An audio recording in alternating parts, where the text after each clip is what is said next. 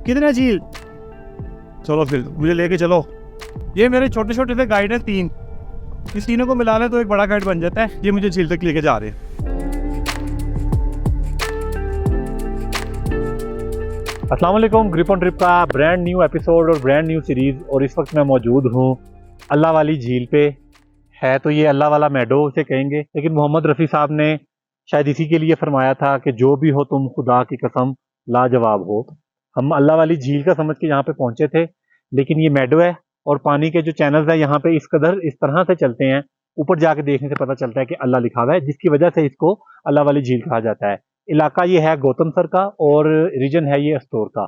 तो अस्तौर की जो मेरी सीरीज स्टार्ट हुई है उसका हम ले रहे हैं स्टार्ट अल्लाह के पाक नाम से, अल्लाह वाली झील से। और अल्हम्दुलिल्लाह इतनी खूबसूरत जगह मैंने बहुत कम देखी है।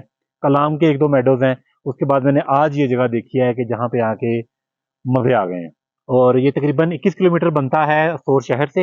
हम इसका रास्ता देखते हैं, सड़क कहाँ तक कच्ची है, कहाँ से पक्की है, गाड़ी आ सकती है, नहीं आ सकती, ऊपर होटल बने हुए हैं, नाइट स्टे अगर करना हो तो क्या सीन होता है, और गाड़ी कितने पैसे लेती है, सिग्नल का क्या सीन है, फैमिली को यहाँ पे आना चाहिए कि नहीं। ट्रिप ऑन ट्रिप जितनी भी इस तरह की आपको इन्फॉर्मेशन देता है वो आपको हम सारी देंगे। आपने ये एपिसोड देखते रहना है। और अभी स्टार्ट करते हैं हम अपना सफ़र अस्तौर शहर से। मेरे साथ रहिएगा।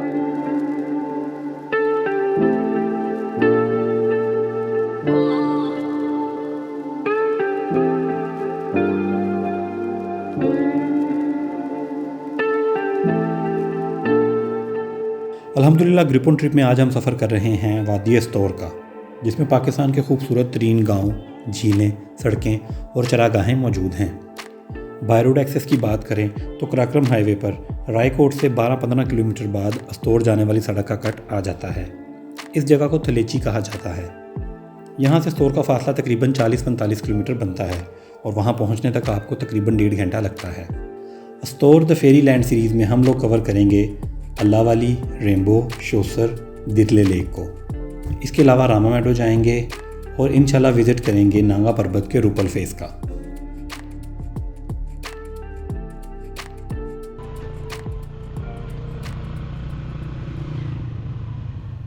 आज हम लोग सफ़र कर रहे हैं अल्लाह वाली झील का, जो अस्तौर शहर से तकरीबन 22 किलोमीटर दूर है। वैसे इलाके का नाम गौतम सर है और यहाँ मैं पहली दफ़ा जा रहा हूँ।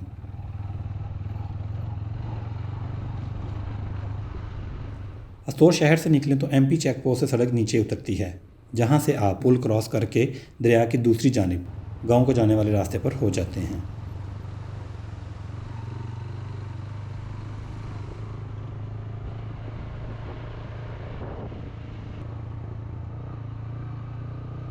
गूगल मैप से तो मदद मिलती रहेगी, लेकिन मैंने 2-3 मुकामियों से डिस्कशन कर ली है। इनके मुताबिक ये सफ़र 1.5 घंटे का है और इनका ये कहना है कि झील तक आपको आबादी मिलती रहेगी, मतलब गांव आते रहेंगे।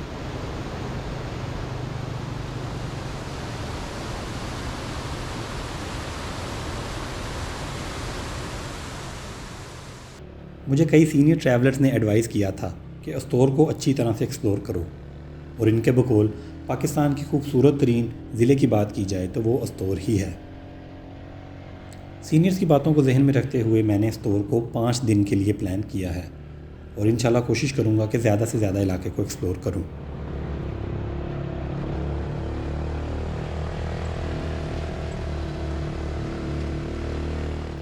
अभी हम जिस एरिया से गुज़र रहे हैं इसे पर्शिंग वैली कहते हैं। इस वैली के देहात बहुत ही खूबसूरत हैं।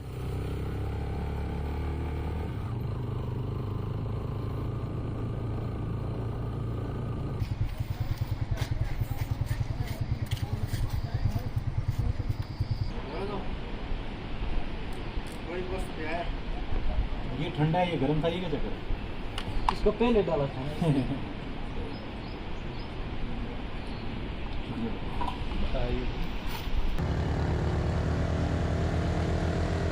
अभी सड़क पक्की है, लेकिन मुझे आइडिया है कि 10-12 किलोमीटर बाद ये बहानें ख़त्म हो जाएंगी और रास्ता कच्चा हो जाएगा। शरबत पी कर निकले और अभी टोटल 8-9 किलोमीटर का सफ़र ही हुआ है और पर्शिंग वैली में आपके साथ साथ बहने वाले नाले का रंग बदल गया है।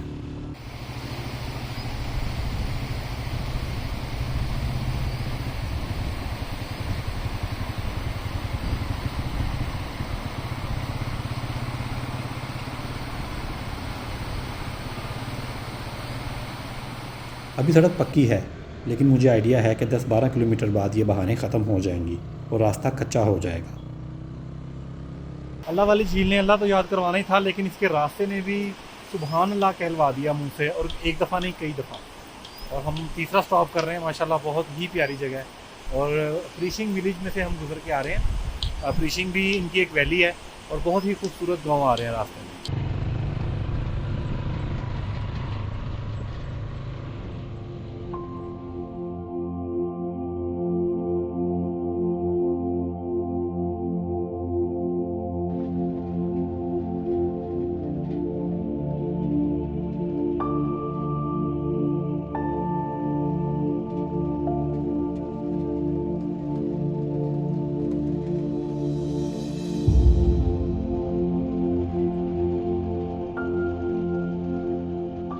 मेरे साथ ये मामला रहता है, सड़क ख़राब हो लेकिन वैली साइड कुछ ऐसी हो तो रास्ते की दुश्वारी ज़रा कम महसूस होती है।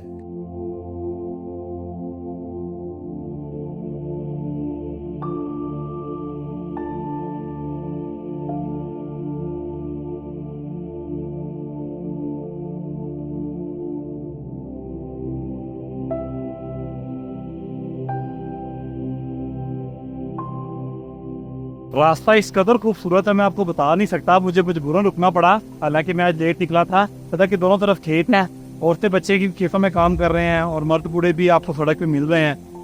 और मर्द का मतलब वेले बैठे ने कम कुड़ियाँ को बच्चियाँ को करा रहे हैं। मेरी तो नहीं थी, क्योंकि जो रामा का रास्ता है वो इतना प्यारा नहीं था जो शुरू के 5 किलोमीटर थे मैं वैली स्टार्ट होने से पहले। लेकिन ये जैसे ब्रिज क्रॉस किया, खूबसूरत है माशाल्लाह रास्ता। अब इसको मज़ीद कवर करते चलते हैं।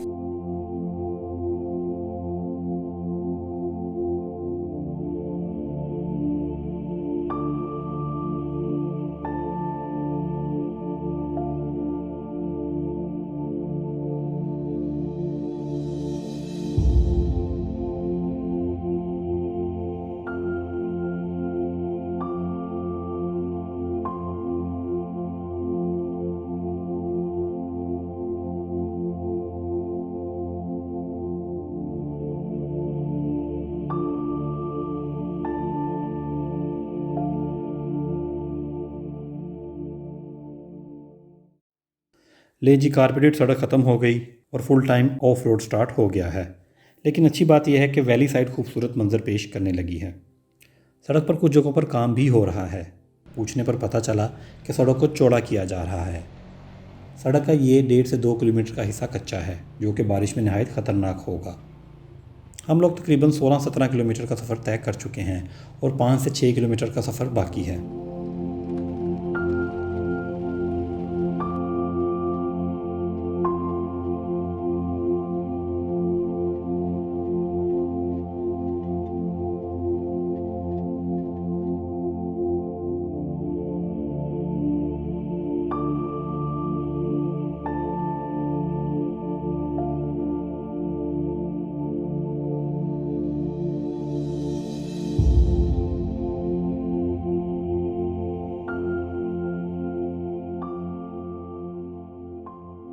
मुसलसल हसीन मनाजिर देखता सफ़र कर रहा था, मगर फिर हिम्मत जवाब दे गई और सोचा कि इस नज़ारे को कैमरे की आंख में महफूज कर लेना चाहिए। पर्शिंग वैली का ये नज़ारा वाकई लाजवाब है। सुभान अल्लाह।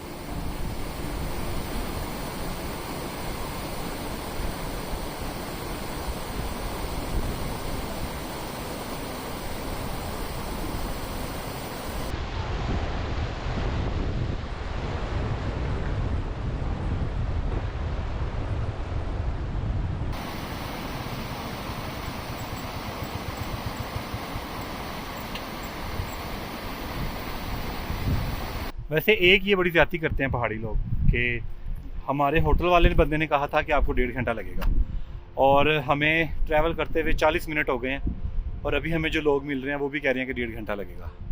अब मुझे नहीं पता इनमें से कौन सा ठीक है या किसकी इन्फॉर्मेशन बेहतर है, लेकिन हमें ये है कि कंफ्यूज कर देते हैं, क्योंकि हम तो गूगल पे चलने वाले लोग हैं और गूगल बिल्कुल ही डिफरेंट चीज़ बता रहा है। तो लेकिन ये है कि वैली के व्यूज़ इतने प्यारे हैं कि ज़्यादा टेंशन नहीं हो रही, अदरवाइज़ गल्लां साडियां ठीक नहीं हैं।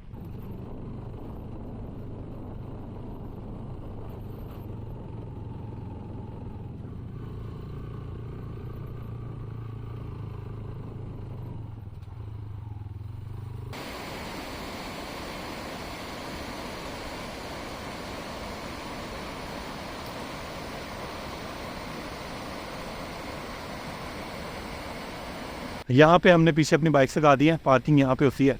उसके बाद आपको 4 से 5 मिनट की वॉक करके ऊपर जाना होता है झील तक। और इस कदर मौसम खूबसूरत हुआ है ना, बारिश ही ना हो किधर। हमारे पास रेन कोट तो हैं, लेकिन बारिश में बाइक चलाना और काफ़ी ज़्यादा उतराई है। अल्लाह खैर करे। कितना झील, चलो फिर मुझे लेके चलो। तुम्हारा क्या नाम है? समझ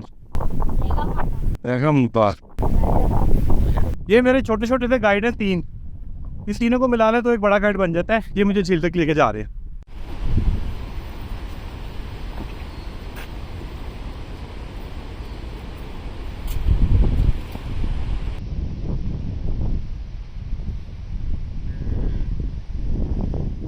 एक छोटी सी चढ़ाई चढ़ने के बाद मंजर एकदम से बदला और एक बहुत बड़ा मैडो हमारे सामने था।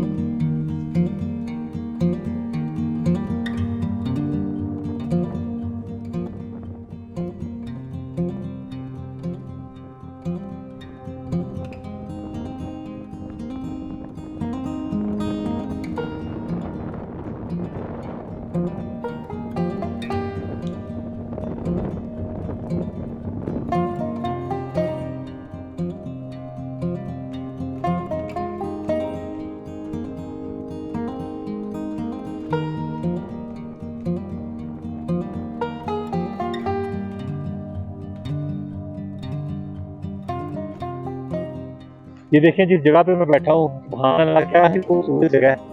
सारा मैडो आपके सामने है और उससे पहले पानी नीचे जाने से पहले एक पूरा एक पॉन्ड सा बनाता है बड़ा सा। 1.5 से 2 किलोमीटर का जो है ना रास्ता, वो काफ़ी खतरनाक सा मुझे लगा था।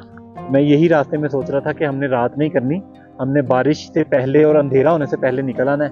और जैसे कि मैं आपको बताता भी रहता हूँ, मेरा अपनी घर वालों से प्रॉमिस है कि मैं रात में पहाड़ी इलाकों में ट्रैवल नहीं करूँगा। तो मैक्सिमम अगर लेट होऊँ भी तो इशा से पहले मुझे अपनी डेस्टिनेशन पे पहुंचना होता है। और ये एक्सपीरियंस लाजमी कीजिएगा, यहाँ आना जो है वो इतना मुश्किल नहीं है। 4x4 पे आप आएंगे तो आप हो सकता है 1-1.25 घंटे में यहाँ पहुँच जाएं। बहुत सारी फैमिलीज आई हुई हैं जो उस पहाड़ के ऊपर चढ़ी हुई हैं और वो नज़ारा करने गए हैं। सिंपलेस्ट और प्योरेस्ट फॉर्म है यहाँ पे लाइफ की, और लोग भी उतने ही अच्छे हैं। लोग बड़े खुश थे हमें देख के कि हम यहाँ पे आ रहे हैं।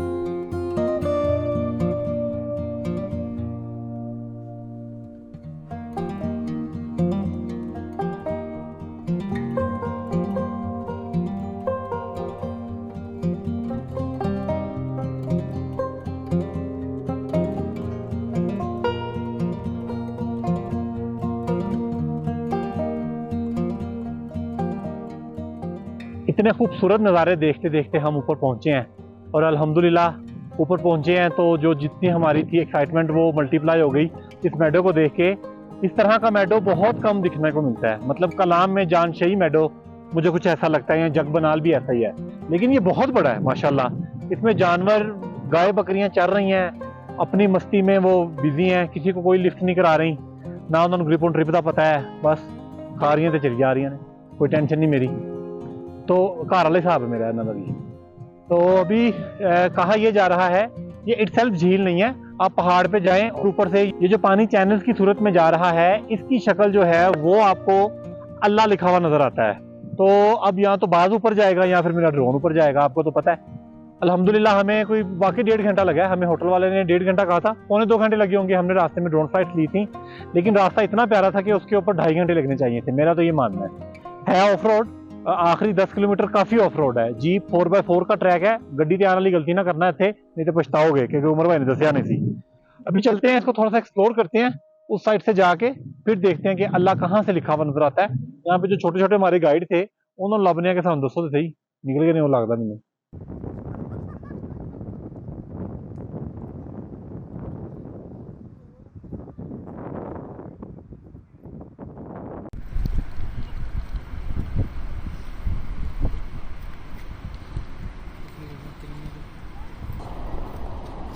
ओहो रात ये 2 जोशीले नौजवान आ गए थे लड़ने।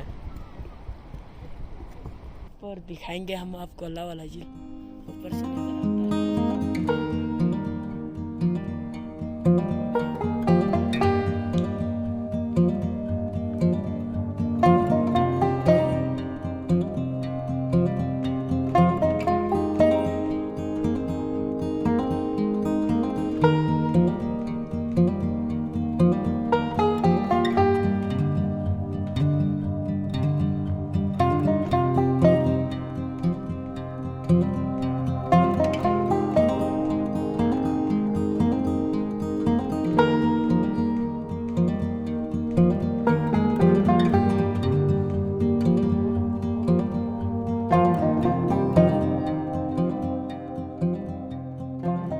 अल्लाह ने आज मुझे एक नई जगह दिखाई है और उसकी बारगाह में मैं बहुत शुक्रगुजार हूँ। और जिस कदर खूबसूरत सफ़र किया है हमने, मैं अपनी एक्साइटमेंट आपको बता नहीं सकता कि किस कदर सुकून हासिल हुआ है और कितना मज़ा आया है। हम लोगों ने कोई 5-6 जगह पे रुके हैं। इस सफ़र की एक अच्छी बात यह है कि आपको मुसलसल गांव जो हैं वो आते रहते हैं। इस मेडो के ऊपर एक PWD का रेस्ट हाउस बना हुआ है और उसके पीछे घर भी नज़र आ रहे हैं। नाकाबिले बयान हद तक खूबसूरत है।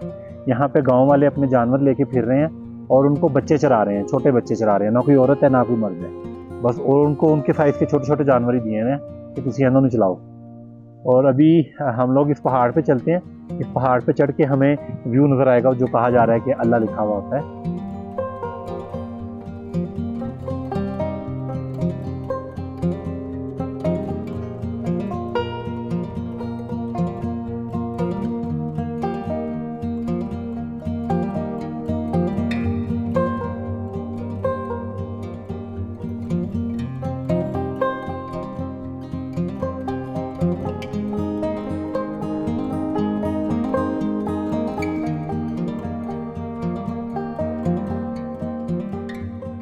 और यहाँ पे रात रुकने के लिए कोई भी होटल मैंने नहीं देखा। टक शॉप्स हैं यहाँ पे, लेकिन इसका सफ़र इतना स्टोर से ज़्यादा नहीं है कि आप लोग यहाँ पे रात रुकें। कैंपिंग आप अपनी लेके आए तो कर सकते हैं, यहाँ पे कोई उस तरह से नहीं है। मैंने लोकल से पूछा है, यहाँ पे सिग्नल कोई नहीं है। और एस्कॉम में भी चलता हो, पास एस्कॉम चल रहा है, एस्कॉम भी नहीं चल रहा। जो हमारे पास एस्कॉम पायो नहीं चल रहा, पता नहीं कमेंट आए नहीं, हमारा तो चल रहा था। साढ़े को पता नहीं फिर केड़ी थोड़ा दी सिम हैगी है, लेकिन जगह बहुत प्यारी है। और हम यहाँ पे आए बड़े अच्छे टाइम में, इस वक्त लाइट बड़ी अच्छी हुई है। अदरवाइज हम अक्सर जगहों पे ट्रैवल कर लेते हैं 12-1 बजे, तो फुल तेज़ बज रही होंगी है। लेकिन यहाँ पे खूबसूरत है, मौसम भी प्यारा हुआ है, इवन लाइट है, हवा चल रही है और बस। और इस जगह ने वैसे ही मुंह से आपके बेख्तियार सुभान अल्लाह निकलवाया कई दफ़ा। और मेरा ये तरीका है, जब मैं किसी नई जगह पे जाता हूँ तो मैं शुक्राने के अक्सर 2 नफल भी पढ़ता हूँ। इस जगह ने भी आज मजबूर किया कि 2 नफल पढ़े जाएँ। अल्लाह वाली झील की बात जो की जा रही है, ये झील नहीं है, ये मेडो है।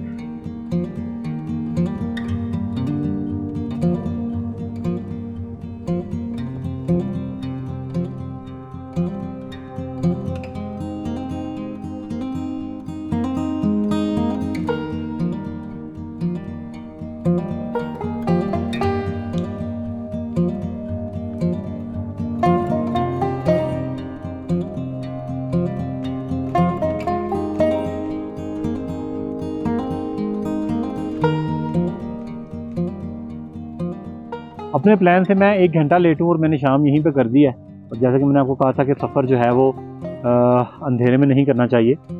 लेकिन एक अच्छी बात यह है कि सारे रास्ते में गांव आते रहते हैं, घर आते रहते हैं, जिसकी वजह से आपको तसल्ली रहती है कि चलो कोई लंघता से पे आना। तो अभी हम यहाँ से निकलेंगे, 6:30 हो गए हैं, 7:20 पे मगरिब होगी यहाँ पे, और उसके बाद अंधेरा होना शुरू हो जाएगा इंशाल्लाह। और भूख बहुत लग गई है। यहाँ पे इस एपिसोड में मैं खाना भी नहीं खा सका। हम जिस होटल में रुके हुए हैं वहाँ पे खाना बड़ा अच्छा मिल रहा है, तो मैं इजी था कि चलो खाना वहाँ जाके खा लेंगे। ये गौतम सर में अगर आप रुकना चाहें तो आपको यहाँ पे बिल्कुल मिलेगा, कमरा मिलेगा रात को। और कमरा कैसा है ये मैं वहाँ पे नहीं जा सकता, काफ़ी दूर है, मुझे वापसी का सफ़र करना है। और अस्तोर की ये मेरी जो सीरीज़ है, इसका अल्हम्दुलिल्लाह हमने स्टार्ट ही अल्लाह के नाम से किया है और बहुत ही खूबसूरत जगह से किया। और मुझे उम्मीद है कि आगे चल के भी हम इससे भी खूबसूरत जगह देखेंगे। और इसी खुशी में आप मेरे चैनल को सब्सक्राइब कर लें, मुझे इंस्टाग्राम पर फॉलो कर लें और मुझे दुआ में याद कर लें। अल्लाह हाफिज़।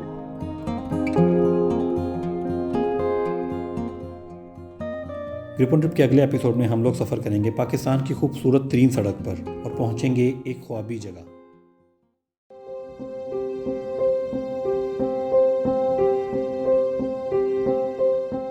इंग्लिश पोइट जॉन कीट्स कहते हैं, heard melodies are sweet but those unheard are sweater.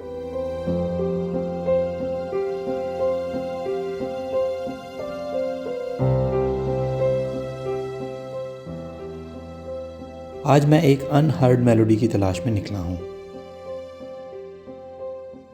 एक अनदेखी झील की तलाश में जो सहर अंगेज भी है और दिलकश भी।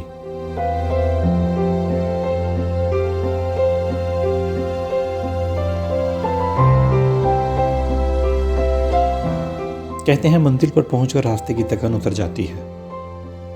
सुना है बाज़ रास्ते मंजिल से भी हसीन होते हैं। रेनबो लेक के नाम से मशहूर ये झील नुमा जन्नत अर्ज़ी और इसका देव मलाई रास्ता दोनों ही आंखों को खेरा करते हैं।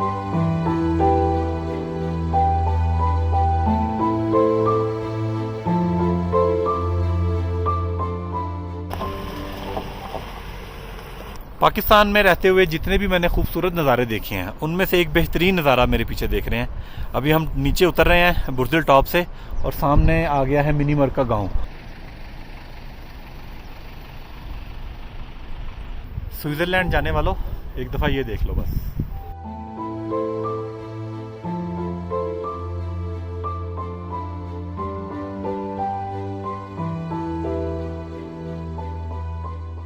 अस्सलाम वालेकुम, ग्रिप एंड ट्रिप का नया एपिसोड। और इस वक्त मैं मौजूद हूँ अस्तोर वैली के शायद सबसे खूबसूरत मुकाम रेनबो लेक पे। आप मेरे पीछे देख रहे हैं, ये पहाड़ जो है वो अस्तोर की पहचान बन गई है और बड़ा इमर्जिंग पॉइंट है। और अस्तोर सीरीज़ में मेरे लिए ये मस्ट विज़िट प्लेस थी और यहाँ पे आने के लिए हमें एक पूरे दिन का इंतज़ार करना पड़ा क्योंकि कल बारिश होती रही थी और चिलम में हम लोग लेट हो गए, तो फिर हमने कल वेट किया और अल्हम्दुलिल्लाह आज हम पहुँचे हैं 2 घंटे में। हम आपको सफ़र दिखाते हैं अपना चिलम चौकी से। बुर्जिल टॉप क्रॉस करेंगे, मिनी मर्ग देखेंगे और पहुंचेंगे रेनबो लेक। मेरे साथ रहिएगा।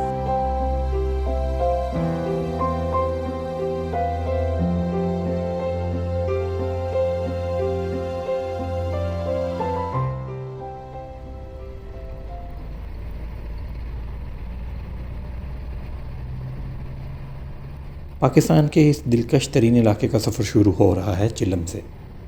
पहले बात करते हैं इस झील तक जाने का तरीका क्या है, क्योंकि ये सारा इलाका ही रिस्ट्रिक्टेड है। अगर आप मिनी मर्ग दोमेल में रात गुजारना चाहते हैं तो आपको पहले वहाँ होटल की बुकिंग कराना होगी। होटल बुकिंग आप मुकामी ड्राइवर के ज़रिए भी करवा सकते हैं, जबकि चिलम बाज़ार में भी होटल्स और टेंट विलेजेस के बोर्ड लगे हुए हैं। अगर आप सेम डे में वापसी करना चाहते हैं तो दिन 11 बजे से पहले आर्मी चेक पोस्ट से इजाज़तनामा बनवा लें। इजाज़तनामा बनवाने के लिए आपके साथ असल शनाख्ती कार्ड का होना ज़रूरी है।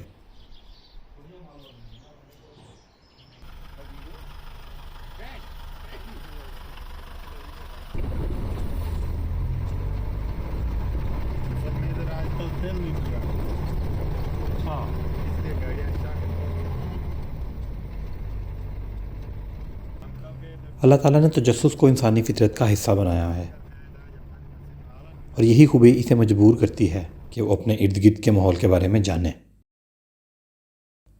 इस सफ़र के बारे में मैंने बहुत कुछ सुन रखा है और इसके लिए इंतज़ार भी बहुत किया है।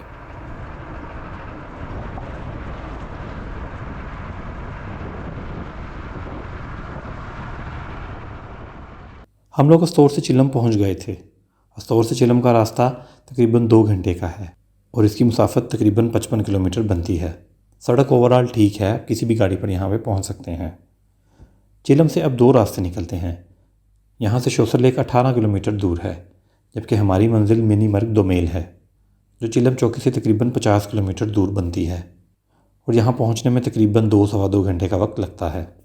चिलम से जो चिप हमें रेनबो लेक लेके जा रही है उसका हमने 16,000 रुपये अदा किया है।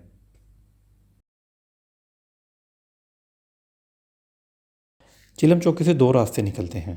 एक रास्ता देवसाई की तरफ, जबकि सीधा जाने वाला रास्ता मिनी मर्ग की तरफ जाता है।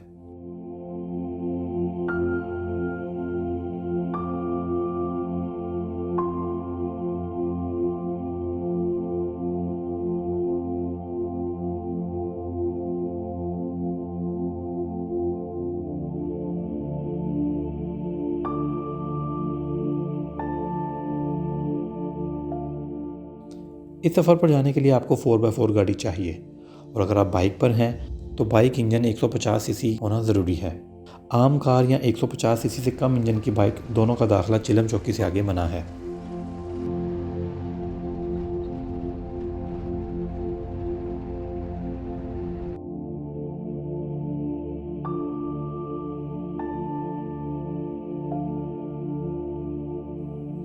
सफ़र का आगाज़ ही खूबसूरत और बेहतरीन है। हर तरफ सब्ज़े की चादर छाई हुई है। पाकिस्तान में जीप के ज़्यादातर सफ़र मुश्किल और कठिन होते हैं क्योंकि जीप चलती ही वहाँ है जहाँ आम गाड़ी ना जा सके, लेकिन यहाँ मामला उल्टा है। सड़क बेहतरीन है और यहाँ किसी भी किस्म की गाड़ी पर बआसानी आया जा सकता है।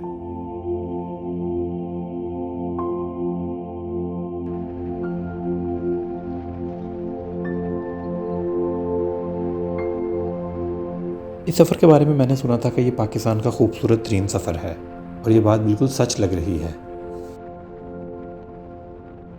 पहली चेक पोस्ट गुजर गई है जहाँ पे हमने अपनी एंट्री करवा दी है। हमें 2 पास दिए गए थे, एक हम देंगे बुर्दल टॉप में और एक देंगे मिनी मर्ग में। और यहाँ पे गाड़ी क्योंकि अब ये चढ़ाई शुरू होनी है तो भाई पानी लेने गया रेडिएटर में, ठंडा पानी डाल रहा है।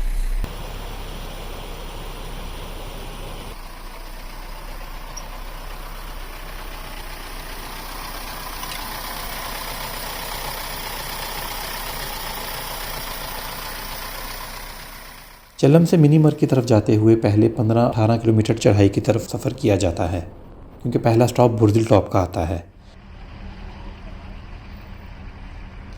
इस पास पे आना एक एजाज़ की बात मैं समझता हूँ, और यहाँ पे तस्वीर लेना तो एक ट्रॉफी पिक्चर होगी। बुर्दल टॉप पे हम आ गए हैं और यहाँ पे आपने एक अपनी एंट्री करवानी है और एक जो 2 आपको पास दिए गए थे उसमें से एक पास आपको दे दिया जाएगा। और अल्हम्दुलिल्लाह बहुत ही खूबसूरत सफ़र किया है। आगे अब हम उतराई शुरू हो जाएगी, टॉप पे खड़े में और पहले आएगा मिनी मर्ग का गाँव।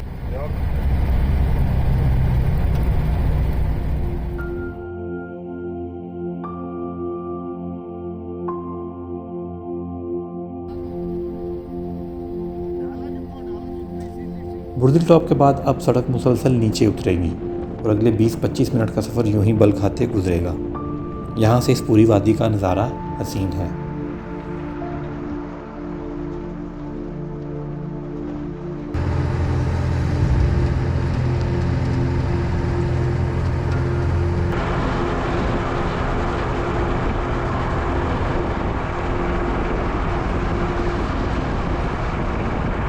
ग्राउंड लेवल पर आने तक आप कुदरत के ऐसे शाहकार देखते हैं कि मुंह से कई दफ़ा सुभान अल्लाह निकलता है।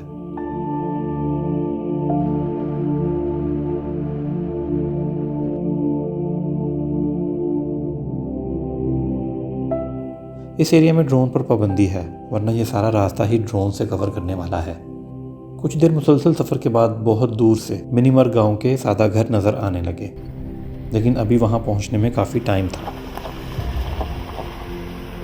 पाकिस्तान में रहते हुए जितने भी मैंने खूबसूरत नज़ारे देखे हैं उनमें से एक बेहतरीन नज़ारा मेरे पीछे देख रहे हैं। अभी हम नीचे उतर रहे हैं बुर्दल टॉप से और सामने आ गया है मिनी मर्ग का गाँव, और सुभान अल्लाह क्या ही खूबसूरत नज़ारा है।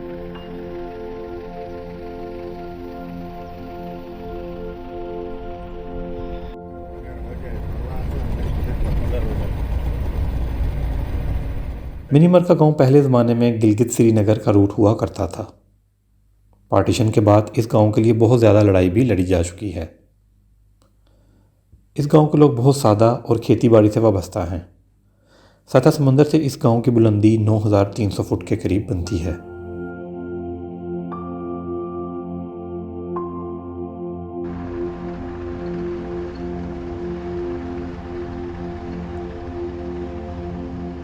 इस एरिया की स्ट्रेटेजिक अहमियत बहुत ज़्यादा है। यहाँ से कारगिल की तरफ भी रास्ता निकलता है और बांडीपुरा का शॉर्टकट भी यहीं से जाता है।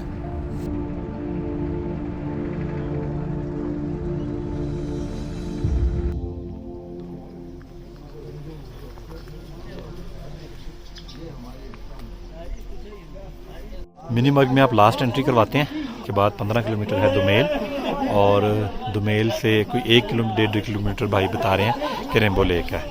और यहाँ पे इसके बाद जो है वो सड़क कच्ची हो गई है। ये खित्ता अर्जी अभी तक इंसान की अंधाधुंध तरक्की से किसी हद तक महफूज है और यहाँ आपको ज़िंदगी अपने कुदरती माहौल में नज़र आती है।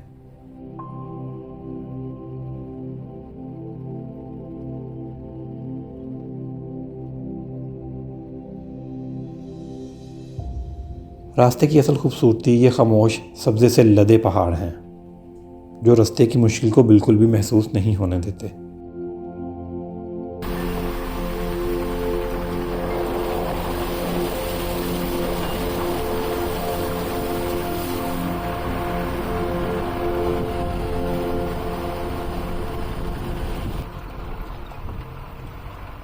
मिनी मर्ग के बाद दुमेल का सफ़र पिछले सारे सफ़र से खूबसूरत है। पहाड़ों की बुलंदियों से गिरते नाले नहायत शफाफ हैं।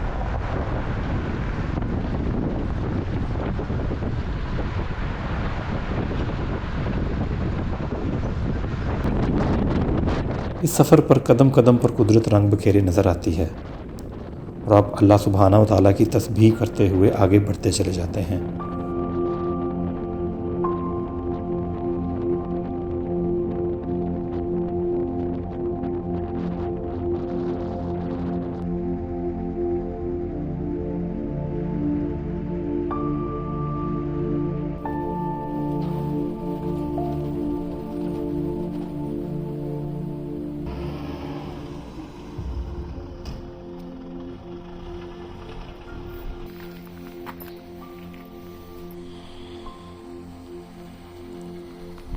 मैं इसको 44-48 किलोमीटर का सफ़र समझ रहा था, लेकिन ये 55 किलोमीटर का सफ़र है। सबसे पहले हम पहुँचे हैं बुर्दिल टॉप, उसके बाद मिनी मर्ग, और मिनी मर्ग से 16 किलोमीटर का ये रास्ता बनता है। 55 किलोमीटर, हमें 2 घंटे लगे हैं और हमने सिर्फ 2 मिनट के लिए स्टे किया था बुर्दिल टॉप पे तस्वीर खिंचवाने के लिए, और 2 मिनट ही हमें लगे थे मिनी मर्ग की चेक पोस्ट पे। तो हमें तकरीबन 2 घंटे में हम यहाँ पहुँचे हैं।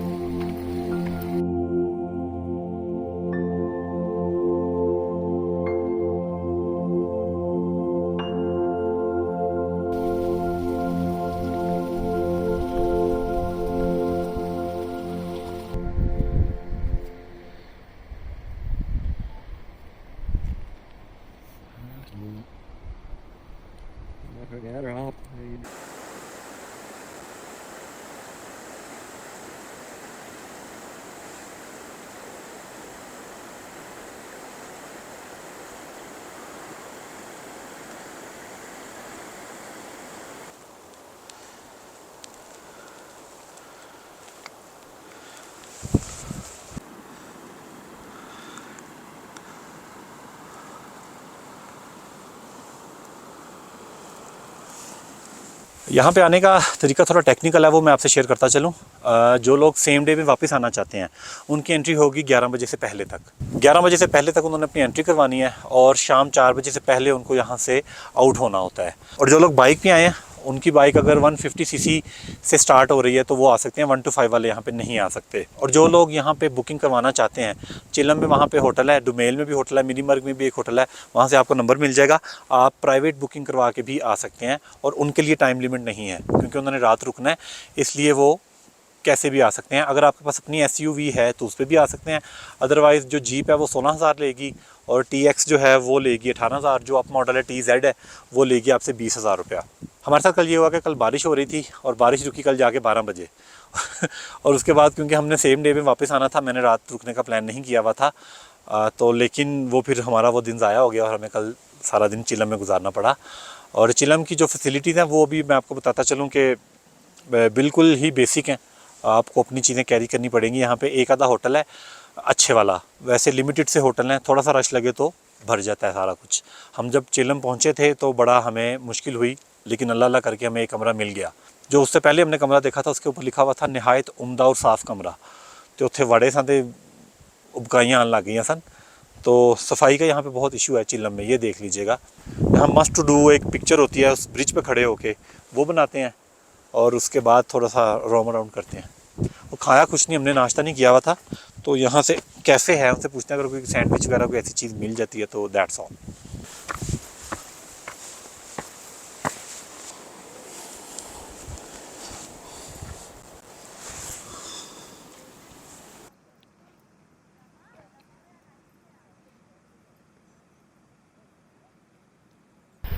अभी ये जो यहाँ पे कैफ़े है उसकी बैक साइड पे एक बड़ा प्यारा ब्रिज बना हुआ है झील से पीछे, और छोटे छोटे नाले यहाँ के मर्ज हो रहे हैं। इस एरिया को थोड़ा एक्सप्लोर करते हैं, क्योंकि यहाँ पे बहुत ही खूबसूरत, मेरे पीछे वैली आप देख रहे हैं, ये जो दरख्त हैं ये जो ऊपर की तरफ जा रहे हैं, हम लेकिन नीचे की तरफ जा रहे हैं।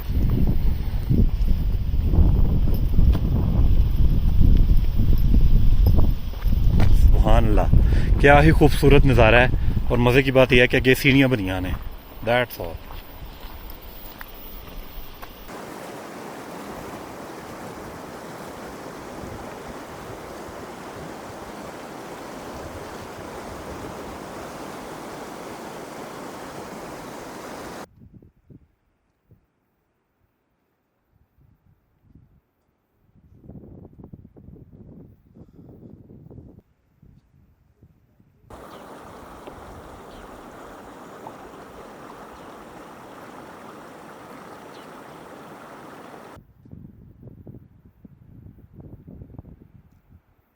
स्विट्जरलैंड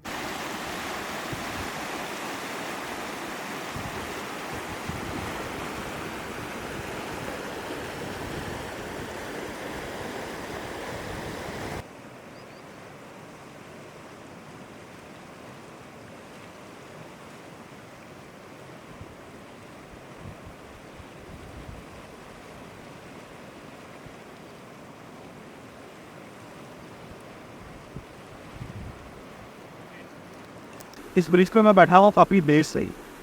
कभी लाइट तेज़ हो जाती है, कभी बादल आ जाते हैं, कभी चले जाते हैं, तो बड़ा ही ज़बरदस्त नज़ारा है माशाल्लाह। रेगो लेक एक वाकई आने वाली चीज़ है और इसमें सिर्फ एंटर होना थोड़ा टेक्निकल तरीका मैंने आपको बता दिया। इसका रास्ता बड़ा ईजी है, तो एंटर में आप आराम से पहुँच सकते हैं। थोड़ा सा बीच में पब्लिक ट्रैक है, आधे से ज़्यादा रास्ता बना हुआ है।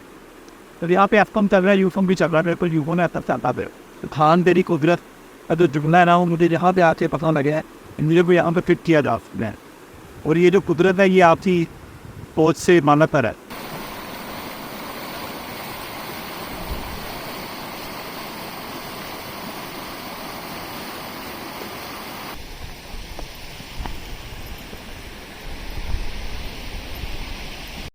झील में आप नहा नहीं सकते और ये है भी काफ़ी गहरी, मतलब काफ़ी से मुराद है कोई 10-12 फुट तो है जो मेरा आइडिया है। और यहाँ पे फ़िशिंग भी अलाउ नहीं है। Keep area clean and that's all.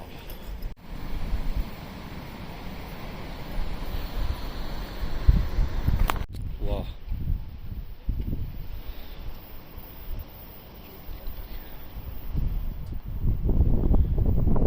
ये एक रूम बनाया हुआ है, सन रूम शायद। यहाँ से आपको हर तरफ से व्यू मिलता है पूरी वैली का। यहाँ पे बैठ के आप खाना खा सकते हैं, बेहतरीन किस्म का, ज़बरदस्त।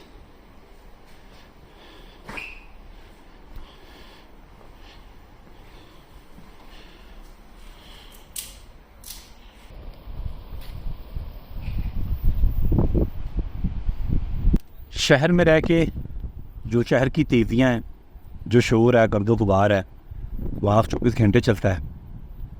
इन जगहों पे आकर ना थोड़ा टाइम दिया करें। एक तो आप टाइम निकाल के आते हैं, पैसे लगा के आते हैं, तो फिर यहाँ पे ये नहीं कि आप आधा घंटा बैठे हैं तस्वीरें लें और निकल जाएँ।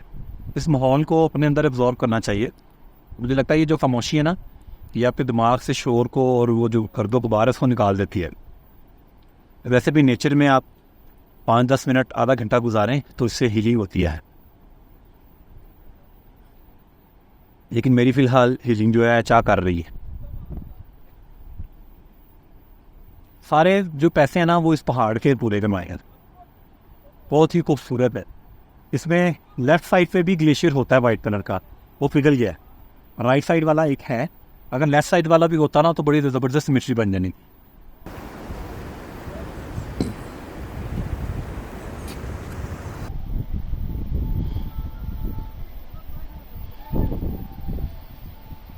मुझे इस झील के साथ साथ ये वाला मंजर बहुत खूबसूरत लगा है।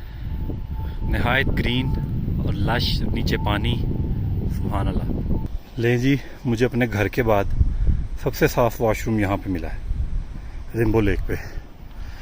यहाँ पे एक WC भी है और कमोड भी है। बड़ी खुशी हुई है यार।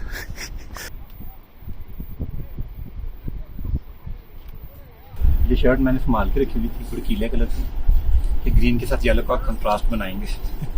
लेकिन ये है कि अभी सूरज बिल्कुल टॉप लाइट हो गई है, पता नहीं आ रहा है कि नहीं आ रहा। अभी हमने यहाँ से चिप्स खाई और चाय पी है। नाश्ते का सीन, वो खाने का जो सीन है बता रहे थे कम से कम 1 घंटा लगेगा, वो कुछ ज़्यादा देर हो जाएगी। अच्छा, यहाँ पे खाली खूबसूरती सिर्फ इस लेक के साथ, इस पहाड़ की नहीं है। इस पहाड़ के साथ लेफ्ट साइड पे जो मेडो है ना, अच्छा एक आगे भी रेस्टोरेंट कुछ है लेकिन वो बंद है। हम गए थे लेकिन हम वापस आ गया ना, बच्चों की सिटी आज वापस आ गई, बिजी हो जाने से। अभी हम लोग सबसे पहले आए यहाँ पे झील पे, सुबह 7:40 पे हमारी जीप चल पड़ी थी। इस झील के आप ये जो देख रहे हैं ना लेफ्ट साइड पे, ये जो छोटा सा दरख्त है, ये जो बनी हुई है, ये पगडंडी, ये है कोई 10 से 15 मिनट का ट्रैक। और इसके पीछे क्रिस्टल लेक है, बहुत छोटी सी है, और अगर आप जाना चाहें तो ज़रूर जाएं जी। ये भाई पेशावर से आए हैं और ग्रिप ऑन ट्रिप के सब्सक्राइबर हैं, और कह रहे हैं अभी हम पहले खुद देखने आए, फिर हम बच्चों को लेके आएंगे इसी तरह। हाँ, मेरा वीलॉग भी देख लेते तो फिर आप डिसाइड कर सकते थे। हमें सुबह जल्दी आने का बड़ा फ़ायदा हुआ, तब तक कोई भी नहीं था, और अब यहाँ पे रश लगना शुरू हो गया, लिहाजा हमारा दैट्स ऑल प्रोग्राम पहुँचने लगा है। इस झील को जलदरम लेक भी कहा जाता है, और यहाँ पे जहाँ पे एंट्री का जो सीन है वो मैंने आपको बता दिया। इसका रास्ता कैसा है, फैमिली के साथ यहाँ पे आना बहुत आसान है, और ये फैमिली प्लेस है जैनवन। और क्योंकि आर्मी के कंट्रोल में है इसलिए यहाँ पे सफाई का खास ख्याल रखा जाता है। त्याग गंद नहीं पा सकते, उन्हें टन फाड़ लेना। तो रेनबो लेक का ये मेरा एपिसोड आपको कैसा लगा मुझे कमेंट में बताइएगा। और अस्तौर की सीरीज़ मेरी अभी जारी है, और अभी आगे मैं बहुत कुछ अच्छा लेके आने वाला हूँ, मज़ेदार किस्म का। तब तक के लिए स्टे ट्यून और मुझे दें इजाज़त। अल्लाह हाफिज़।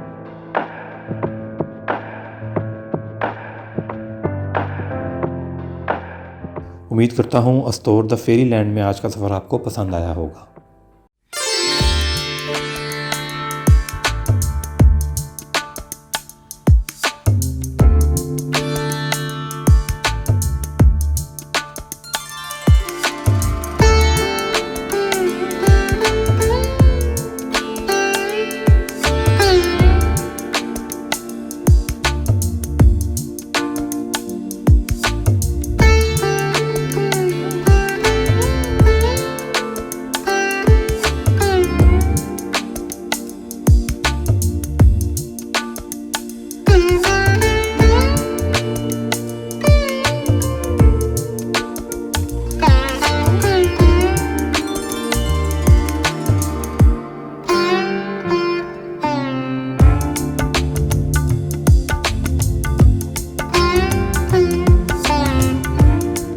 अस्सलामुअलैकुम, ग्रिप ऑन ट्रिप का नया एपिसोड में आपका भाई उमर भट्ट हाजिर है और हमारी सीरीज़ चल रही है अस्तोर की। आज मैं जा रहा हूँ दिरले लेक। ये लेक बहुत कम लोग जाते हैं, ज़्यादातर लोग रामा और रेम्बो लेक चले जाते हैं। ये गोरीकोट से इसका रास्ता निकलता है, जो ब्रिज के बाद आप लेफ़्ट हो जाते हैं चिलम के लिए, यहाँ से आपने राइट हो जाना है और आगे से तकरीबन मेरा ख्याल है 30 किलोमीटर का रास्ता है। तो सड़क इसकी देख लें, ऐसी है, मतलब कार तो आ सकती है अभी तक। तो अभी मुझे पता नहीं आगे जाके कार जाएगी कि नहीं, मैं लेकिन बाइक पे टूर कर रहा हूँ। मैं पहली दफ़ा जा रहा हूँ यहाँ पे। इसका मैंने मुकामियों से बहुत ज़्यादा सुना है और इसका जो रास्ता है, मेरे पास इंटरनेट नहीं है, मैंने डाउनलोड करके रखा हुआ है इसका मैप और लोगों से पूछता चल रहा हूँ। अभी हम सुबह 8 बजे निकल आए थे और आज बिल्कुल खामोशी है, छुट्टी है, तो हम लोग भी कम मिल रहे हैं जिनसे रास्ता पूछें, लेकिन आइडिया है इंशाल्लाह। तो हम दिरले लेक पहुँचते हैं, देखते हैं कैसी है, कहाँ से पानी आ रहा है, नांगा प्रॉब्लम वहाँ से नज़र आती है कि नहीं आती, जीप का क्या सीन है, लोग वहाँ पे मौजूद हैं या नहीं, वहाँ पे रात रुकने का क्या सिलसिला है, ये सारी इन्फॉर्मेशन ग्रिप ऑन ट्रिप जैसे कि आपको देता है इंशाल्लाह। तो मेरे साथ रहिएगा।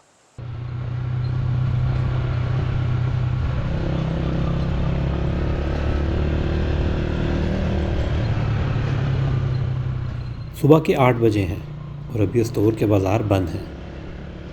मुझे आज ही चिलम के लिए निकलना है, इसलिए जल्दी निकला हूँ।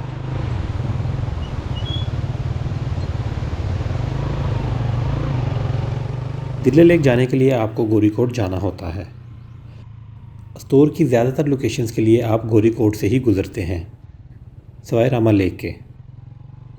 तो अगर आप रामा लेक के बाद गोरीकोट में रुक जाएं तो ये ज़्यादा बेहतर होगा, क्योंकि रूपल फेस तिरशिंग विलेज, दिरले लेक, रेम्बो और देवसाई जाने के लिए आप गोरीकोट से ही गुज़र कर जाते हैं। तो अगर आप गोरीकोट में कमरा लेंगे तो बेहतर होगा।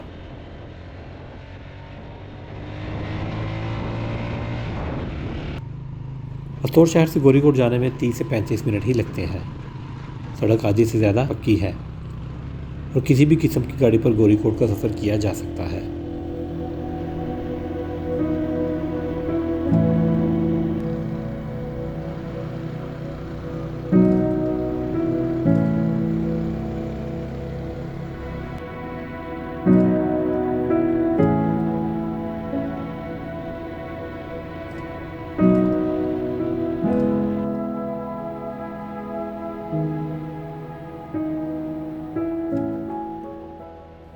मैं भी तकरीबन 25 मिनट में पहुंच गया हूं।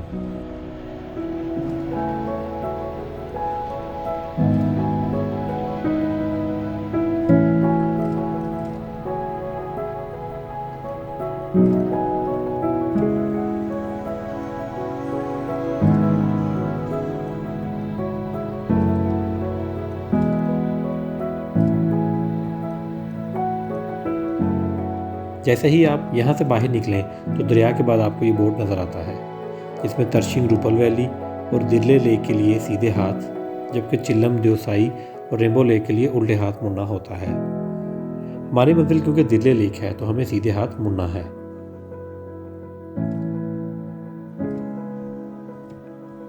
जैसे ही हम सीधे हाथ मुड़े तो शुरू में सड़क अच्छी थी, मगर 10-15 मिनट बाद ही ये खुशी ख़त्म हो गई और रास्ता कच्चा हो गया।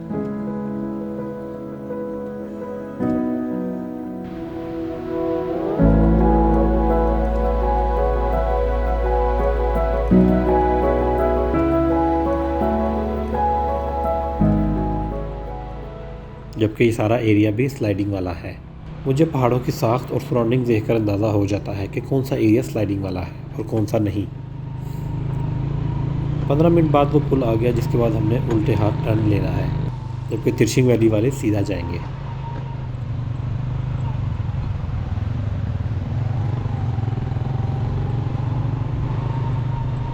पुल क्रॉस करने के बाद रास्ता वैसा ही कच्चा और लैंड स्लाइडिंग वाला था। बारिश में इस इलाके का सफ़र बिल्कुल भी नहीं करना चाहिए। वैसे सड़क का काम जारी है, इसलिए हमें सड़क साफ और खुली नज़र आ रही है। मैं दिल्ली लेक पहली दफ़ा जा रहा हूँ। गूगल के मुताबिक अभी हमें रट्टू से मज़ीद एक टर्न लेना है।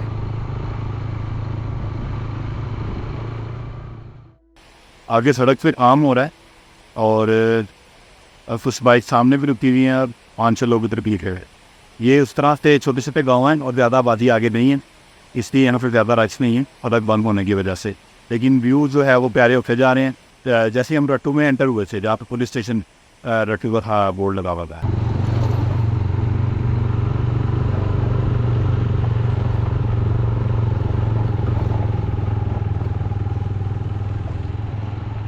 हमारे साथ चलने वाला नाला नहायत दिलकश मंजर पेश कर रहा है और 5-10 मिनट बाद ही एक खूबसूरत और सादा सा गाँव भी आ जाता है।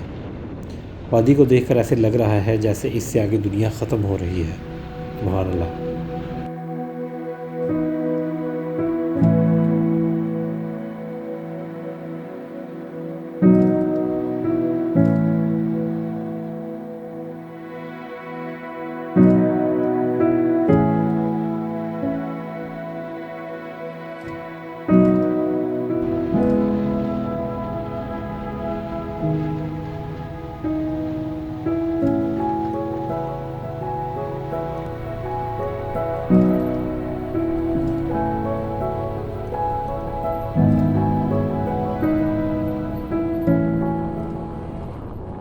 हल्की हल्की बारिश होने लगी है और मैं वादी की खूबसूरती में खोकर आगे बढ़ता जा रहा हूँ और रट्टू वाला कट भी मिस कर गया हूँ, जहाँ से हमने लेफ़्ट होना था। हम 5 किलोमीटर ही आगे निकले थे। मुझे वक्त ज़ाया होने का बिल्कुल भी दुख नहीं।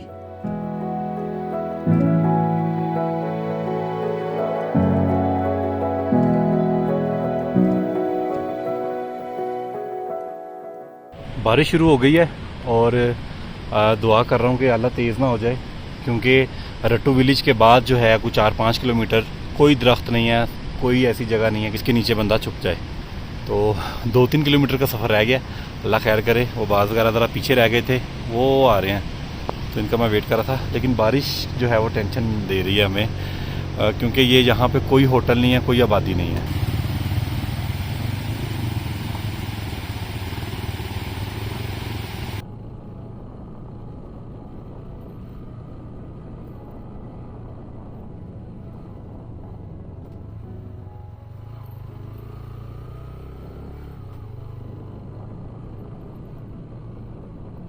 अभी बारिश की वजह से मैं ज़्यादा अपने मोबाइल को नहीं देख सका। जीपीएस जो मैंने डाउनलोड किया हुआ था, तो जो रट्टू का आर्मी कॉलेज आया था मैं वहाँ से राइट हो गया गलती से। लेकिन ये है कि शुक्र अल्हम्दुलिल्लाह 3 किलोमीटर ही आगे गया हूँ। लेकिन मेरी आदत है कि मैं रास्ता पूछता रहता हूँ। अगर मैं किसी जगह पे पहली दफ़ा जाऊँ तो मैं कामियों से रास्ता पूछता रहता हूँ। तो उन्होंने बताया कि भाई आप 2.5-3 किलोमीटर आगे आ गए हैं, आपने ब्रिज से सीधा जाना था, आप राइट हो गए हैं। अल्लाह ने ये भी मेहरबानी की कि मैंने पूछ लिया, अदरवाइज हम 8-10 किलोमीटर आगे निकल जाते। तो ये रास्ता था शौंटर पास का। बहुत ही खूबसूरत रास्ता है। यहाँ से तकरीबन 40-45 किलोमीटर बनता है शौंटर वैली, और आगे से फिर 12 किलोमीटर मज़ीद डाल के आप केल जा सकते हैं कश्मीर में।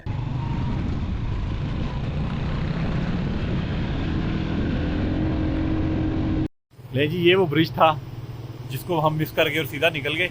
इस ब्रिज से हमने लेफ़्ट होके जाना था, लेकिन हम सीधा निकल गए। आर्मी यहाँ पे आर्मी पब्लिक स्कूल है रट्टू का, इधर हमने टर्न लेना है। और हम 5 किलोमीटर आगे गए थे और फिर 5 किलोमीटर वापस आए। 10 किलोमीटर लग गया और इसकी मीन के हमारा कोई आधा घंटा ज़ाया हो गया है। लेकिन अल्हम्दुलिल्लाह बारिश का चांस जो है वो कम हो गया। तो ये मैं ब्रिज आपको दिखा देता हूँ। मैं बारिश की वजह से गूगल मैप यूज़ नहीं कर सका, मैंने नहीं तो डाउनलोड किया हुआ था। बाद मैनू वेख रहा भैड़ियां भैड़ियां नज़र आना, लेकिन पहली बारी होया है।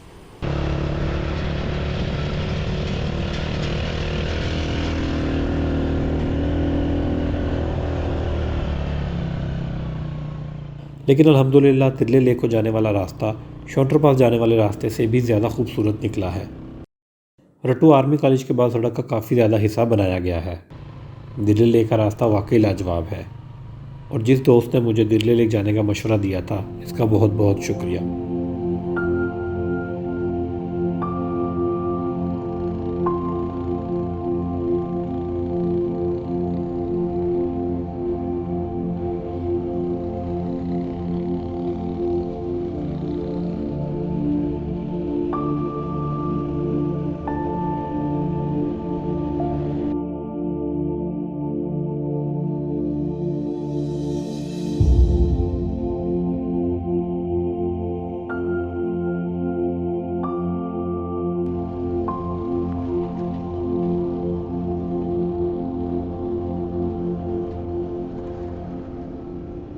मैं अभी लेक पर पहुंचा नहीं हूं, लेकिन वादी की खूबसूरती ने बहुत मुतासिर किया है। सुभान अल्लाह।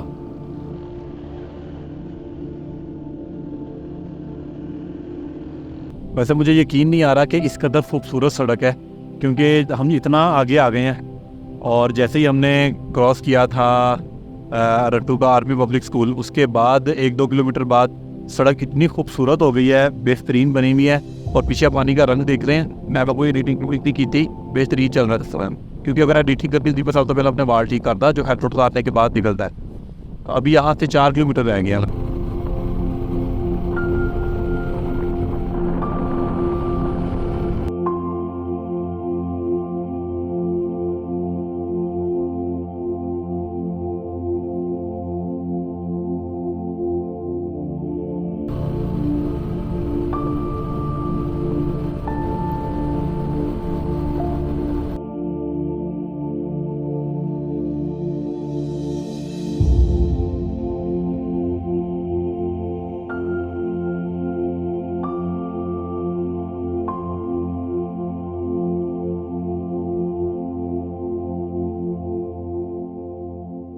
यह नाला दिल्ली झील से ही निकलकर आ रहा है और झील में भी 2 से 3 किलोमीटर रहते हैं और उम्मीद कर रहा हूँ ये झील अपने रास्ते से कई गुना ज़्यादा खूबसूरत होगी।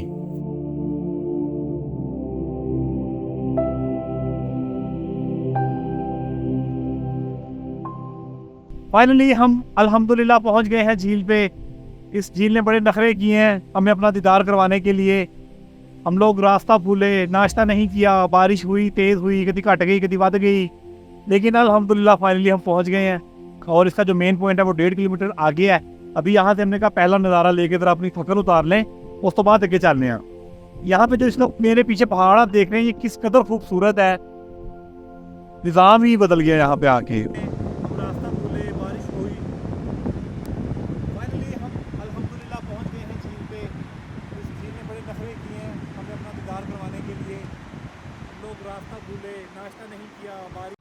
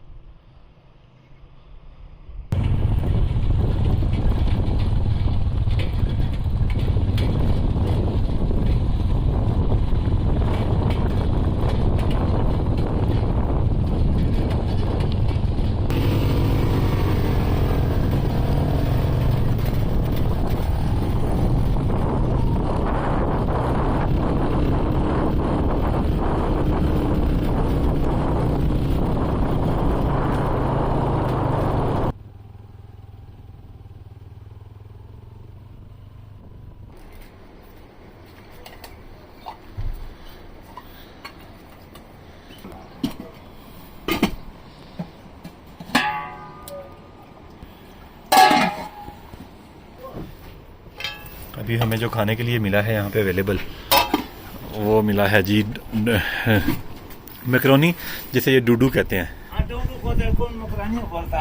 अच्छा डूडू आप कौन सी शना में बोलते हैं? डूडू बोलता है इधर। ठीक हो गया। आप इसको मकरोनी कहते हैं। अच्छा तो लैंग्वेज कौन सी यहाँ पे शना है? हाँ, शिना है। शना बोली जाती है।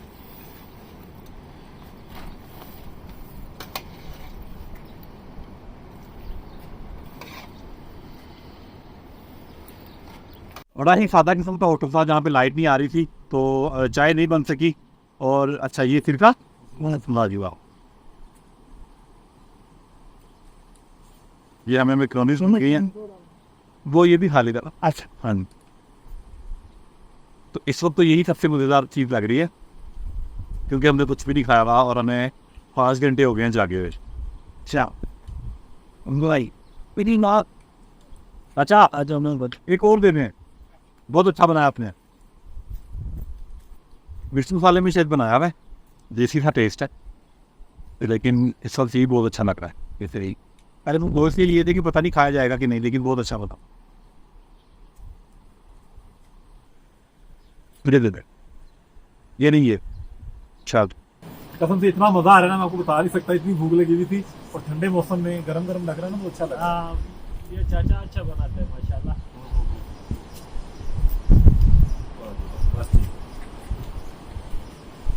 सही, तो आप बता रहे थे कि आपके पास टेंट वगैरह यहाँ पे होते हैं। हाँ, यहाँ पे कोई मोबाइल सर्विस चलती है? दिरले विलेज के लोग नहायत खुश अखलाक और सादे हैं। हम लोग झील को क्रॉस करके अभी गांव में आ गए हैं। हमने नाश्ता नहीं किया हुआ था, तो यहाँ पे एक बड़ा ज़बरदस्त एक होटल था, बड़ा सादा सा, वो मैंने आपको दिखाया है।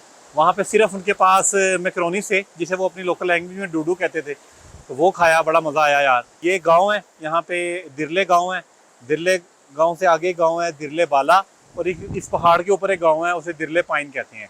और जो बाज़ार वाला है दिरले गाँव, यहाँ पे 2 होटल हैं, इसके अलावा कैंपिंग टेंटिंग भी है, इसके अलावा कैंपिंग और टेंट भी यहाँ पे मौजूद है, वॉशरूम की सहूलत भी है, एस्कॉम यूफोन यहाँ पे चलता है। ये वो पॉइंट है जो पीछे से पानी आ रहा है और इधर से लेफ्ट साइड से आ रहा है, और आगे चल के ये झील को बना रहे हैं। अभी हम सिर्फ खाना खाने या कोई चीज़ लेने यहाँ पे आए थे, अभी हम वापस जाएंगे झील पे, वहाँ पे चल के हम करेंगे बातचीत, वहाँ पे चल के हम करेंगे मॉडलिंग, और वहाँ पे चल के हम लेंगे ड्रोन शॉट्स। पानी का कलर सुबहान अल्लाह इतना खूबसूरत है, और सबसे मज़े की बात यह है, जो मेरे पीछे पहाड़ देख रहे हैं ना, ये झील की तरफ जब जाता है ना, तो बहुत ही खूबसूरत हो जाता है, ज़बरदस्त सीन हो जाता है। यहाँ पे हमने अपनी बाइक पार्क की है, 2 जगह पे रुकेंगे इस झील में। एक पॉइंट ये था, इसका पीछे ये देखें कितना खूबसूरत पहाड़ है। और ये गांव के लोग जो हैं, ये बड़े सादे होते हैं, ये बहुत कम वसाइल में बहुत मुतमिन रहते हैं। इनकी जो ज़िंदगी है, ये आलू उगा लेते हैं और गंदम उगा लेते हैं, और लिमिटेड से वसाइल में रहते हैं, लेकिन मुतमिन रहते हैं। मुझे तो इन लोगों को देख के एहसास भी होता है कि हम लोग किस कदर नाशुक्र हैं, ये कितने सख्त हालात में रहते हैं और कितना सादा खाना खा के, लेकिन अल्हम्दुलिल्लाह इनके मुंह से पहला लफ्ज़ सुनने को मिलता है, जो कि बहुत ही इंप्रेसिव चीज़ है। अल्लाह हमें भी हिदायत की तौफीक दे और शुक्र अदा करने वाला बंदा बनाए। इस गांव के लोग इतने अच्छे थे माशाल्लाह। मुझे 2-3 लोग मिले जिन्होंने कहा कि आप हमारे मेहमान बने, हमारे साथ खाना खाएँ, जुमा पढ़ते हैं इकट्ठे। तो मुझे क्योंकि जल्दी है, आज मुझे चलम पहुँचना है। वैसे तो ये रात रुकने वाली जगह है, आज मौसम की वजह से हमने फ़ैसला किया कि वापस चले जाते हैं, वरना काला पानी जाने वाली जगह है, बड़ी उसकी मैं तारीफ़ सुन रहा हूँ। मैं जिससे पूछ रहा हूँ ना, दिरले झील का रास्ता जिससे मैंने पूछा है, वो मुझे आगे कह रहा था कि काला पानी आप लाजमी जाइएगा, वो बहुत खूबसूरत जगह है। लेकिन अब बादल इतने हैं, अब गाँव के लोगों ने मना कर दिया कि काला पानी आप ना जाएँ। यहाँ से 1.25 घंटा 1.5 घंटा लगेगा, 15 किलोमीटर है, ऑफ रोड ट्रैक है, तो इसलिए फिर हम इस झील पर बैठे हुए हैं तब से। और माशाल्लाह क्या ही खूबसूरत मौसम है, और पीछे जो पहाड़ हैं, सामने पहाड़ हैं, उनके ऊपर पीले रंग के फूल भी हैं, पीले रंग के पौधे भी हैं, तो एक बड़ा प्यारा कॉम्बिनेशन बन जाता है, ग्रीन के साथ येलो और ग्रीन के 3-4 शेड। सुभान अल्लाह।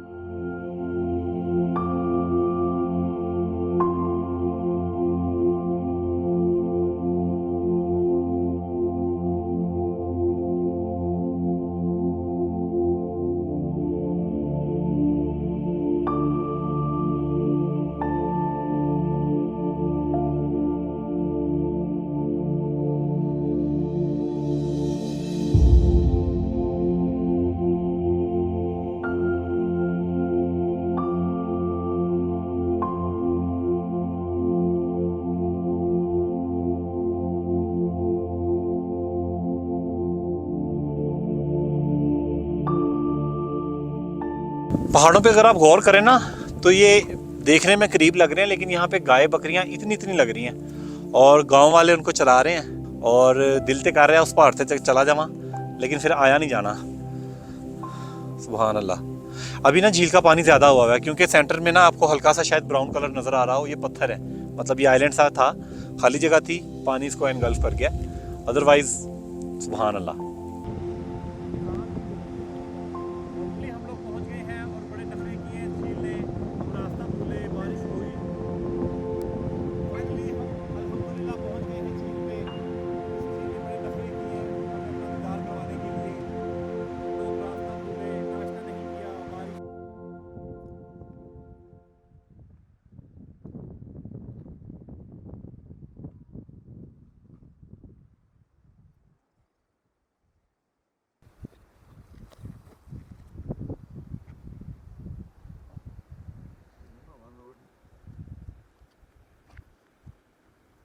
बाइक पे जब आप टूर करते हैं ना और उसमें आपने हेलमेट पहनना होता है, वाटर क्रॉसिंग होती है, अपने कीचड़ में से गुजरना होता है, तो फिर बूटों का ये हाल हो जाता है, ये देखें। और लेकिन ये बताते हैं कि ये कोई मज़दूर आदमी है। तो अम्मी मुझे कहती हैं जब मैं जाता हूँ ना अक्सर बाइक टूर में, तो वो अपने वाल ते वाल है सन, तो वो हेलमेट जब पहना हो तो उसके बाद ये वाली शक्ल निकलती है, उसमें बंदा क्या कर सकता है। बाइक वीलॉग्स का ये है सीन, उसमें आपका जो हीरोइज्म है ना वो ख़त्म हो जाता है। ये देखें, ये टिकटॉक और रीलें चल रही हैं। ग्रिप ऑन ट्रिप का काम दा कोई पता नहीं, अपने एंगल सारे याद ने। अच्छा करो कैमरा मैन कितनी तंदही से काम कर रहा है।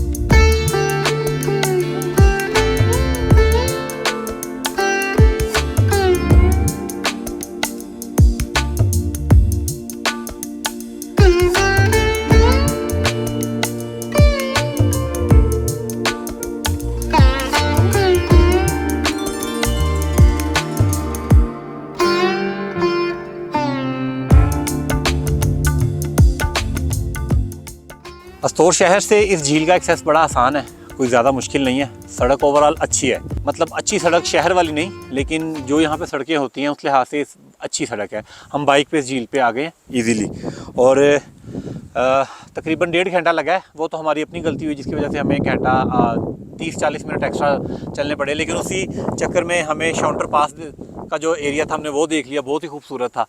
और इसमें यह है कि ट्रैवलिंग में ऐसा होता है, थोड़ा सा बंदे को फ्लेक्सिबल भी होना चाहिए, इस तरह के सिलसिले चलते रहते हैं।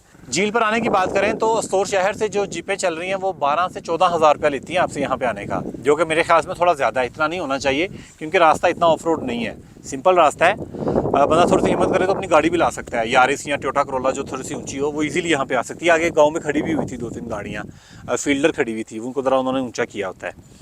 और इस झील पे आप फैमिली के साथ भी आ सकते हैं, सेम डे में रिटर्न कर लें, बहुत अच्छा है।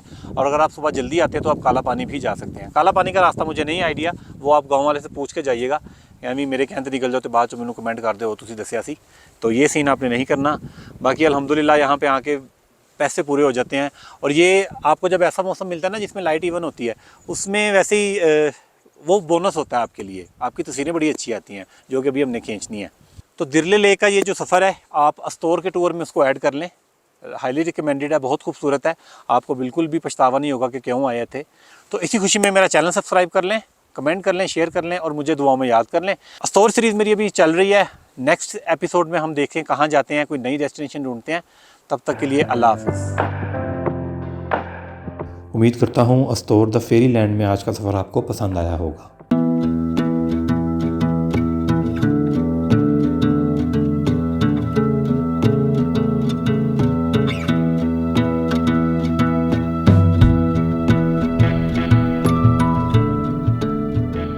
अस्सलाम वालेकुम, ग्रिप ऑन ट्रिप का नया एपिसोड। और आज इस वक्त मैं मौजूद हूँ तिरछिंग वैली में, और अब मैं ये फ़िलहाल ये डिसाइड नहीं कर पा रहा कि मैं व्यू पॉइंट पर जाऊँ ग्लेशियर वाली साइड पे नांगा पर्वत की, या रूपाल फेस की तरफ से बेस कैंप की तरफ जाऊँ। अभी हम आपको सफ़र दिखाते हैं गोरी कोट से। तिरछिंग वैली जाते हुए हमें हार्डली 1 घंटा लगता है गोरी कोट से। सड़क ओवरऑल बहुत अच्छी है, बीच में ख़राब पैचेस भी ऑब्वियसली आते हैं, लेकिन ओवरऑल अच्छी है।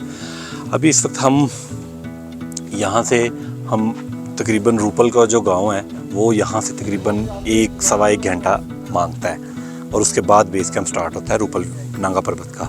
लेकिन उसकी एक जुगाड़ निकली हुई है यहाँ पे, एक नई मैंने देखी है कि यहाँ से अगर आप नांगा पर्वत ग्लेशियर का व्यू पॉइंट लेना चाहते हैं ना, तो आप यहाँ से भी ऊपर जा सकते हैं। पहले तो आपको दिखाता हूँ सफ़र, और फिर तिरछिंग से देखते हैं व्यू पॉइंट, और उसके बाद हम फैसला करते हैं कि हमने रूपल जाना है या नहीं जाना। हमारे साथ रहिएगा।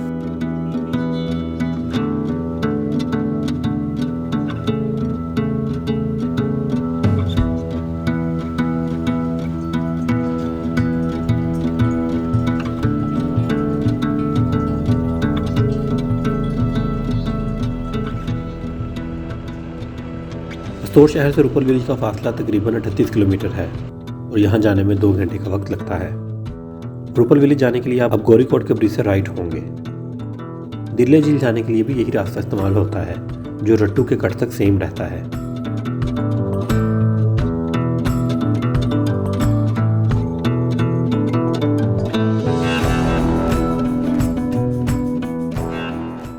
रट्टू कट के बाद चौरेट गांव आता है और सड़क एकदम से बेहतरीन हो जाती है। चौरेट गांव बहुत ही खूबसूरत है।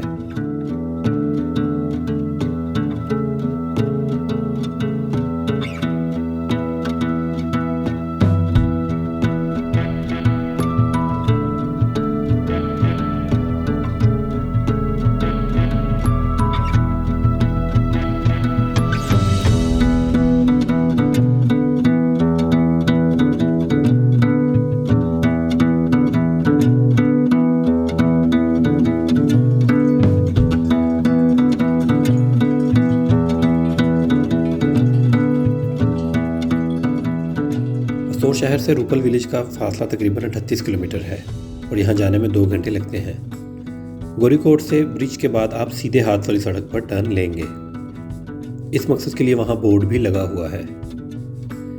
सौर शहर से अगर आप जीप लें तो ये तकरीबन 12 से 14 हज़ार रुपये लेगी, जबकि सारे एरिया में आपको मुनासिब होटल मिलते रहते हैं जिनका किराया 2000 से शुरू होता है।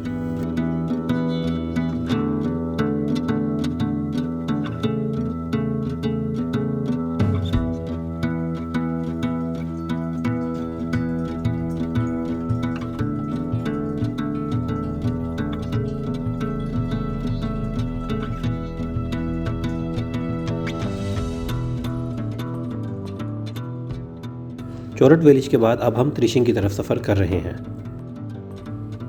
जबकि सड़क ओवरऑल ठीक ही चल रही है। एक मुकामी ने बताया था कि त्रिशिंग विलेज तक सड़क ऐसी ही है, जबकि त्रिशिंग के बाद से रूपल का रास्ता बहुत ख़राब है।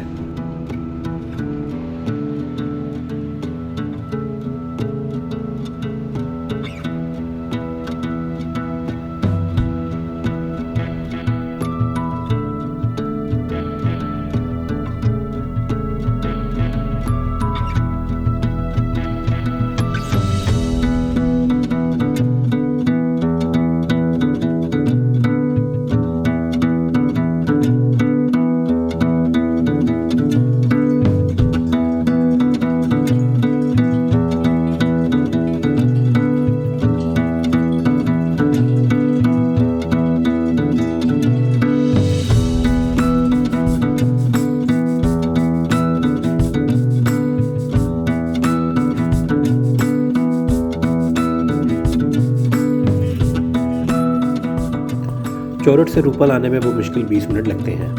ये सारा रास्ता ही बहुत खूबसूरत था।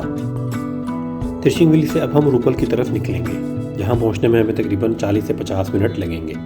अगर हम चाहें तो त्रिशिंग विलेज से भी नांगा पर्वत का दीदार कर सकते हैं।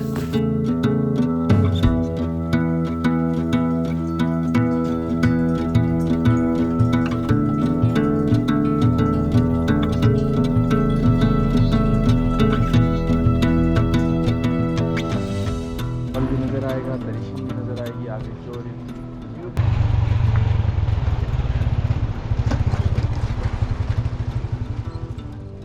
त्रिशिंग विलेज का जैसे ही सफ़र शुरू किया तो एकदम से सरप्राइज़ मिला। सड़क नहायत ख़राब हो गई, मगर हम लोग अल्लाह का नाम लेकर चलते रहे, क्योंकि हमेशा की तरह मैं अपने प्लान से 1 घंटा लेट था।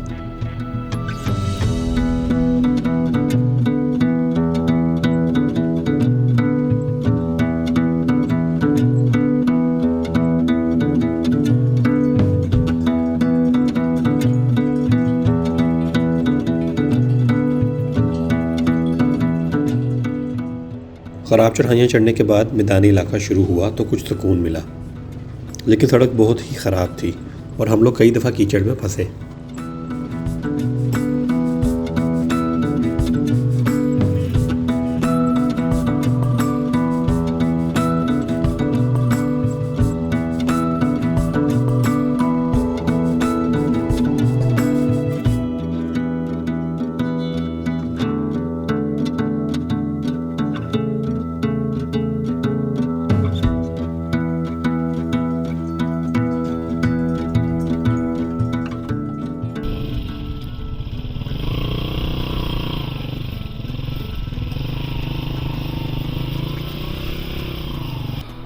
अभी हम लोग रूपल पहुंच गए हैं। जो त्रिशिंग विलेज था वहाँ पे भी एक था व्यू पॉइंट ग्लेशियर का बड़ा ज़बरदस्त नांगा पर्वत का, लेकिन बाद साहब कह रहे हैं कि नहीं, जाना है रूपल फेस, जाना है अगों बेस कैंप भी जाना है। हालांकि बेस कैंप जाने का मेरा नहीं ख्याल टाइम है, देखते हैं, जाके कोशिश करते हैं। खाना भी नहीं खाया हुआ, या मैं खाना पकवाऊँगा उतनी देर में ये बेस कैंप से होएंगे। 1 घंटे का है, इनका स्टेमिना ठीक है। अभी ये गाँव बड़ा प्यारा है, रूपल गाँव आ गए हैं, मेरा ख्याल है रूपल बाला आ गए हैं हम लोग। हम रूपल वैली से आगे निकल आए हैं और लास्ट स्टॉप आने में अभी 10 मिनट बाकी है। इसके बाद वाला सफ़र पैदल होगा।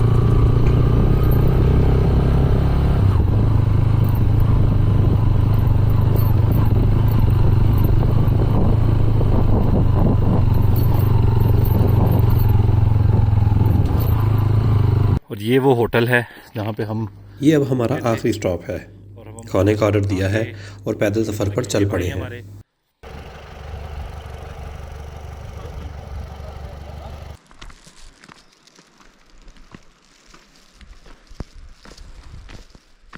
आज के सफ़र के लिए मैं बहुत एक्साइटेड था, मगर किस्मत शायद आज साथ नहीं दे रही, क्योंकि नांगा पर्वत को मुकम्मल तौर पर बादलों ने ढांपा हुआ है। इसी सोच में गुम मैं आहिस्ता आहिस्ता आगे बढ़ता चला गया।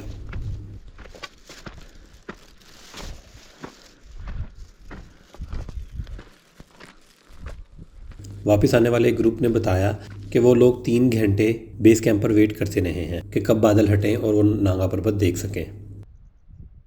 बेस कैंप तक पैदल जाने में 40 मिनट लगते हैं और ये मुश्किल भी नहीं है, मगर बादलों की मौजूदा हालत देखकर और वापस आने वाले लोगों का रिव्यू सुनकर मैंने वापसी की राह ले ली, जबकि बाज आगे निकल गया। उमर भाई को हम लोग नीचे ही छोड़ आए हैं। असल में वो खुद आना नहीं चाह रहे थे, हम कैसे छोड़ सकते हैं उन्हें। वो बादलों की वजह से वो कह रहे थे नानका पर्वत नहीं नज़र आएगा, तो मैं नहीं जा रहा, अगर आप लोगों को जाना है तो चले जाओ।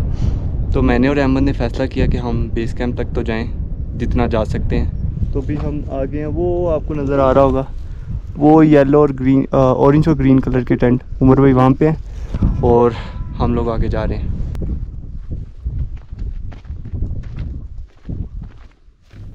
पार्किंग एरिया के बाद एक लंबी चढ़ाई आती है और उसके बाद तकरीबन तमाम ट्रैक मैदानी ही रहता है। वैसे अब यहाँ वॉशरूम और कैंटीन मौजूद नहीं है।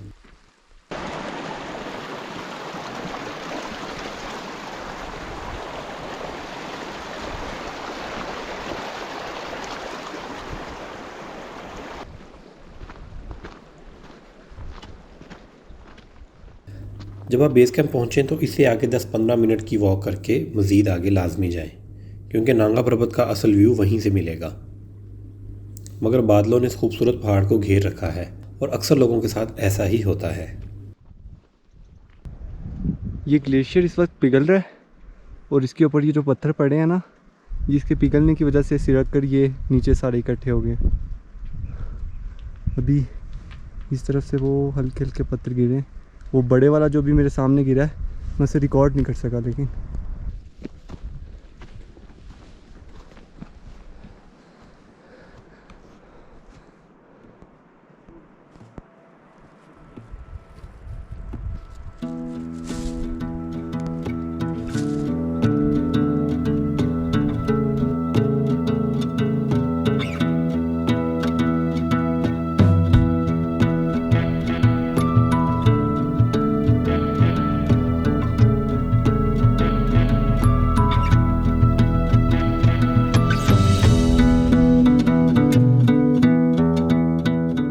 मैं अक्सर ही बात करता हूँ, हम लोग जब ट्रैवल करते हैं तो सबसे ज़्यादा जो हम लोग फेस करते हैं प्रॉब्लम वो खाने की है। और यहाँ पे जो लड़के आए हुए हैं उन्होंने इस चीज़ का हल निकाल लिया है। वो आइस बॉक्स में अपनी अम्मा के हाथ का खाना बना के लाए हैं और मैंने उनसे पूछा है कि किस तरह से लाए हैं। कहते जब बर्फ़ ख़त्म हो जाती थी हम नई बर्फ़ इसमें डाल देते थे। 3-4 दिन से स्टेन किया है उनका खाना और ये सबसे ज़बरदस्त चीज़ है। आपका मैदा भी ठीक रहता है क्योंकि हमें आदत नहीं होती, यहाँ पे सफ़ेद आटा खाते हैं और गंदे घी होते हैं, लेकिन घर से जब आप चीज़ बन के आ जाए तो वो साफ़ सुथरी होती है। और अभी उनके पास सिलेंडर भी है, उसमें उन्होंने किया हुआ सिलसिला। मैं इस वक्त क्योंकि बाइक टूर कर रहा हूँ इस वजह से मैं कैन फूड नहीं लेके आया, क्योंकि सामान कैरी करने का मसला था। अदरवाइज़ मैं भी कैन फूड ही कैरी करता हूँ ज़्यादातर। ओहो, ये चने की दाल है और साथ चिकन काली है मिर्च भी माशाल्लाह। डली हुई है इसमें ना। जी बिल्कुल, काली मिर्च भी है, सब्ज़ मिर्च भी है। वाह वाह वाह, सुभान अल्लाह। लेकिन सबसे बड़ी बात बोला कि आप इसको ठीक यहाँ पे ले आए हैं। हाँ जी, 3-4 दिन आपने इसके निकलवा दिए बड़ी हैं। मेहनत करनी पड़ी है इसको। हाँ। ये वो लोग हैं ना जो फूड पे कॉम्प्रोमाइज़ नहीं कर सकते।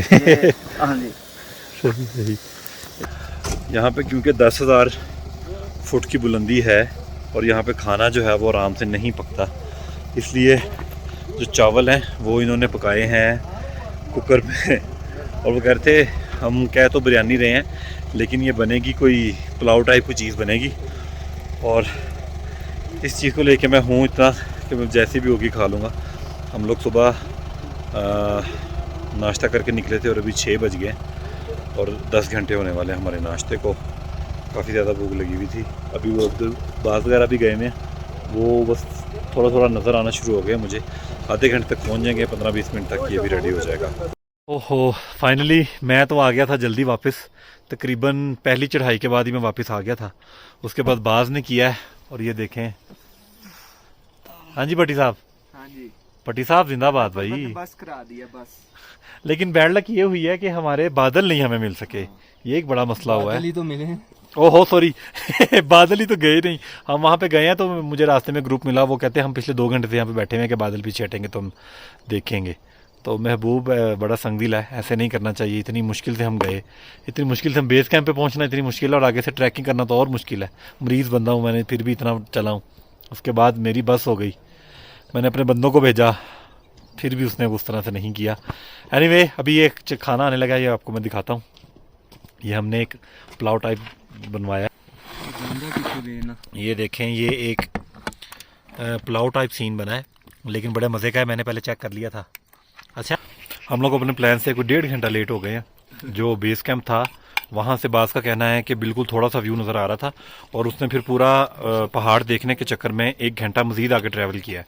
तो फिर 1 घंटा अगर आगे ट्रैवल किया तो फिर 1 घंटा पीछे भी आने में लगा। एनीवे जो बेस कैंप 1 है वहाँ पे आप फैमिलीज़ जा सकती हैं, लेकिन उससे आगे ना जाएं, बेहतर है। पगडंडियाँ जो हैं थोड़ी डेंजरस हैं और वैसे भी वहाँ पे वॉशरूम की जो फैसिलिटी है वो बिल्कुल गुजारा लायक है और वहाँ पे ठंड भी बहुत पड़ जाती है। तो अगर आपने आना भी है तो आप ये पार्किंग वाले बेस कैंप में आ जाए। यहाँ पे आपको बेहतर टेंट मिल जाएंगे। ये देखें, ये पीछे लगे हुए हैं, ये वाले भाई हैं। आपको यहाँ पे बेहतर वाले टेंट मिल जाएंगे और खाना बड़ा अच्छा मिल जाएगा। उन्होंने हमें बड़ा अच्छा खाना खिलाया। अभी हमें बिल्कुल भी हिम्मत नहीं है और आज इस एफर्ट को तो कम से कम आप लाजमी एक्नॉलेज कीजिएगा। इस वीडियो को लाइक कीजिएगा, शेयर कीजिएगा, कमेंट कीजिएगा और हमें अपनी दुआओं में याद रखिएगा। अस्तौर की मेरी सीरीज़ अभी चल रही है और मिलते हैं अगले एपिसोड में। अल्लाह हाफिज़।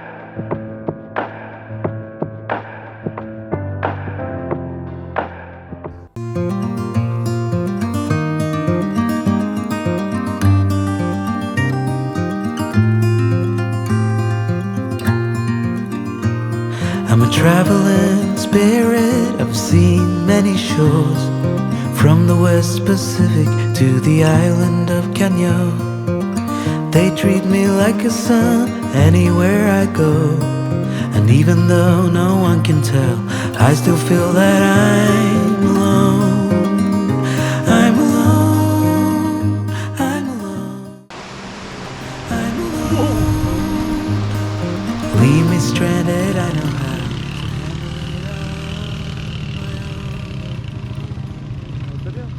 हमने उन नखरों का हल निकाल लिया है। अब हम इसको करीब से कर सकते हैं।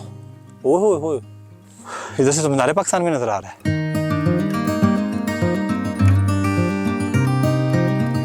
अस्सलाम वालेकुम, ग्रिप ऑन ट्रिप का नया एपिसोड और इस वक्त मैं मौजूद हूँ अस्तौर में। अस्तौर मेरी सीरीज़ स्टार्ट हुई हुई है आजकल और अभी मैं अस्तौर शहर में हूँ। ये डिस्ट्रिक्ट है, हालांकि यहाँ पे डिस्ट्रिक्ट वाली ऐसी कोई बात नहीं है। कोई सड़क यहाँ पे नहीं बनी हुई है और उस तरह से कोई सहूलियात नहीं है जो एक डिस्ट्रिक्ट में होनी चाहिए। अभी आज हम जा रहे हैं रामा मेडो और रामा लेक करने। यहाँ से बिल्कुल करीब है, 10-11 किलोमीटर का सफ़र है अस्तौर शहर से और रास्ते में आपको पूरा होटल मिलते रहते हैं। इसका जो ट्रैक है वो उस तरह से खाली नहीं होता, आपको होटल शॉप्स वगैरह मिलती रहती हैं। हम लोग बाई पे क्योंकि निकल रहे हैं तो तकरीबन 1 घंटे का सफ़र होगा, 40 से 50 मिनट लगेंगे क्योंकि सड़क बहुत ख़राब है। और चल के देखते हैं। अभी 11 बजे हैं। हम लोग रात को पहुँचे थे अस्तौर, बाइक का काम करवाया, नाश्ता किया, ख़त अभी तक नहीं बनवा सका, 2 दफ़ा गया हूँ, रश लग गया उठे, तो फिर ऐसे निकलने लगे हैं। आपको रास्ता दिखाता हूँ स्तोर शहर से रामा मेडो का, और चल के कुछ बनाते हैं ड्रोन शॉट्स, वहाँ पे फैसिलिटीज़ चेक करते हैं और व्यू पॉइंट चेक करते हैं कि ये वादी कितनी हसीन है। And that's all.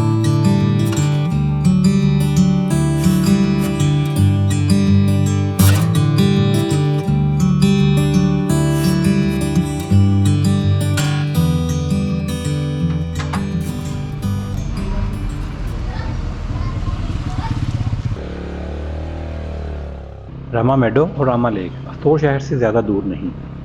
आप 30-35 मिनट में रामा मेडोज़ और इससे आगे मज़ीद 20 मिनट में रामा लेक पहुंच जाते हैं।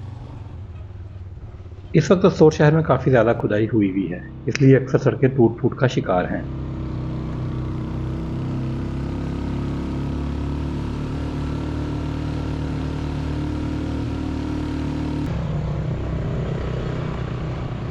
शहर में आपको petrol pump, ATM machine easily मिल जाते हैं। रामा की तरफ जाने वाला रास्ता शहरी आबादी से गुजर कर जाता है। इसकी चढ़ाई काफ़ी ज़्यादा है। अभी हम मुसलसल चढ़ाई चढ़ रहे हैं, जो ये देखकर हैरानी हो रही है कि आबादी काफ़ी आगे तक मौजूद है।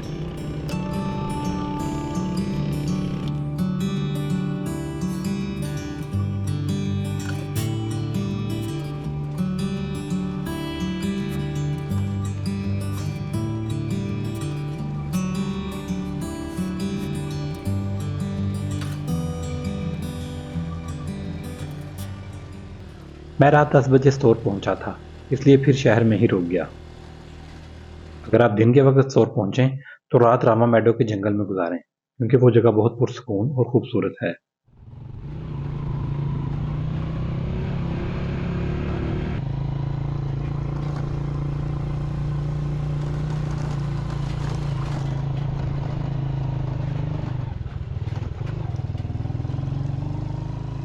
तकरीबन 12 से 14 मिनट बाद हम लोग आबादी से बाहर आ गए। अब इक्का दुक्का घर ही नज़र आ रहे हैं और शहर भी नीचे नज़र आने लगा है।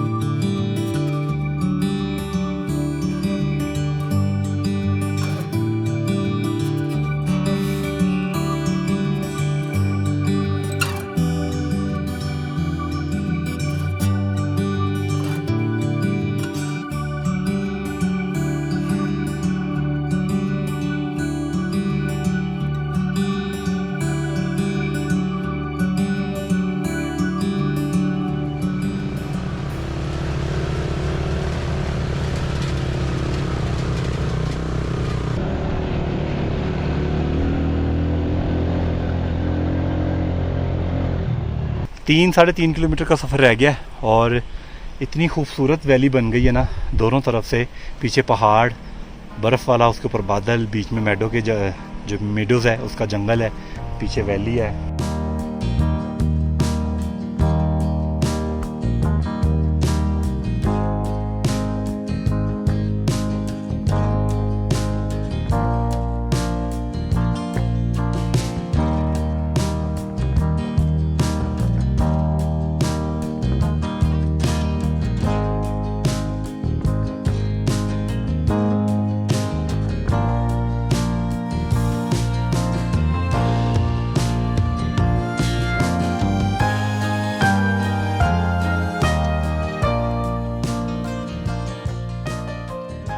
वैली ड्रोन शॉट्स के बाद अब दोबारा सफ़र शुरू किया तो ये देखकर हैरानगी हुई कि सड़क बेहतरीन हो गई है।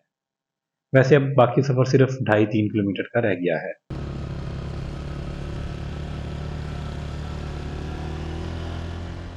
रामा मेडो से पहले एक छोटा सा जंगल आता है। यहाँ भी काफ़ी ज़्यादा टेंट लगे हैं। कैंटीन, वॉशरूम और रेस्टोरेंट भी नज़र आ रहे हैं। जबकि रामा लेक की मेन टेंट साइट रामा मेडो के बाद आती है।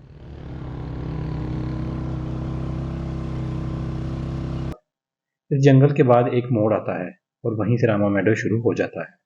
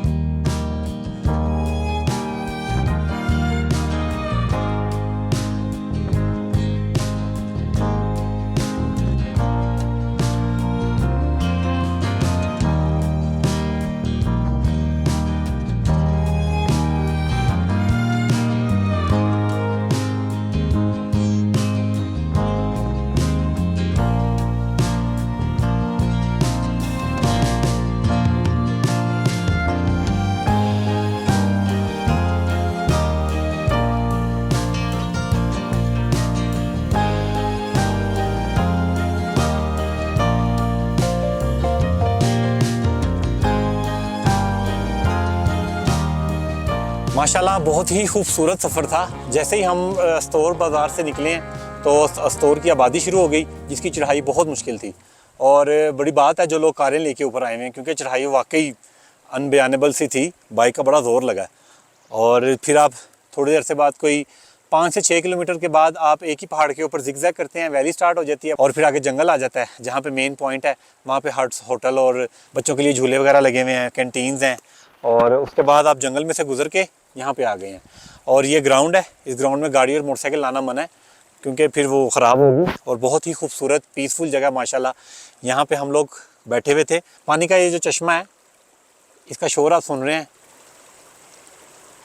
इस कदर ज़बरदस्त ये इफ़ेक्ट दे रहा है इस पूरे माहौल में। और दिल कर रहा है कि यहाँ पे बंदा बस लेट जाए, जो कि हम लेटेंगे भी थोड़ी देर तक, और रेस्ट करके चिल करके फिर हम आगे जाएंगे जो रामा लेक है उसको कवर करने।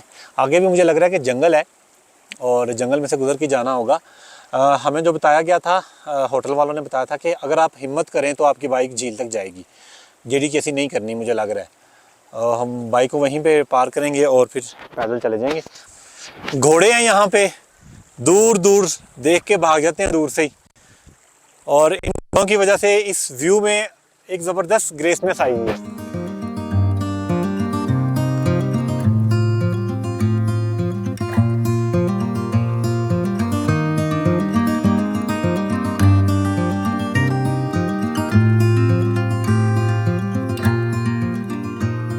I'm a traveling spirit, I've seen many shores, from the West Pacific to the island of Kenya.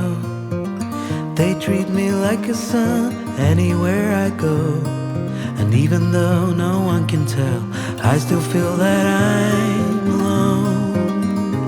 I'm alone, I'm alone, I'm alone.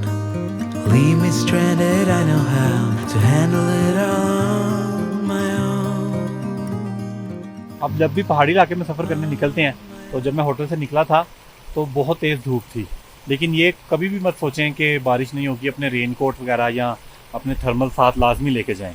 अभी मौसम बनना शुरू हो गया है और पानी जो है ये मेरे पीछे आप देख रहे हैं, ये गदला हो गया और तेज़ हो गया है। इट मीन्स कि रामा लेक वाली साइड पे बारिश हो रही है या होने वाली है। वैसे बादल तो बन गए हैं, तो पहाड़ी इलाके में बारिश होने का और मौसम बदलने का बिल्कुल भी पता नहीं चलता। तो इसके लिए ज़रूरी है कि आप लोग अपनी अगर तो आप जीप में जा रहे हैं फिर तो कोई मसला ही नहीं है ना चीज़ें कैरी करने का। हम लोग तो बाइक पे ट्रैवल कर रहे हैं, but still I am carrying all necessary things. तो ये ज़रूरी चीज़ है। मौसम पे देख के कभी भी अपना फैसला ना करें, यहाँ पे मौसम बड़ा बेईमान है।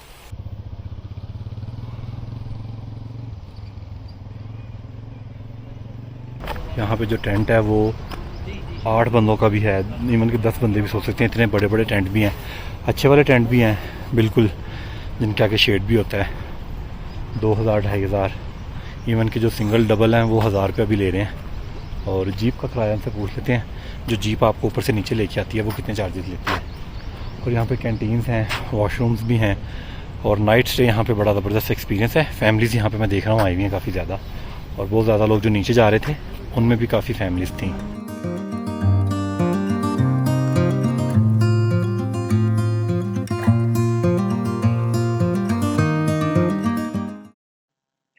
रामा मेडो कैंपिंग साइट के बाद ब्रिज क्रॉस किया तो सड़क बिल्कुल ही ऑफ रोड हो गई। अगर आप एक अच्छे ट्रैकर हैं तो यहाँ से झील तक जाने में आपको 25 से 30 मिनट लगेंगे। लेकिन मेरा प्रोग्राम ये है कि जहाँ तक बाइक जाएगी उसके बाद ही अपना पैदल सफ़र शुरू करूँ। एक जगह तो इतनी चढ़ाई मिली कि बाइक ने आगे जाने से इनकार कर दिया।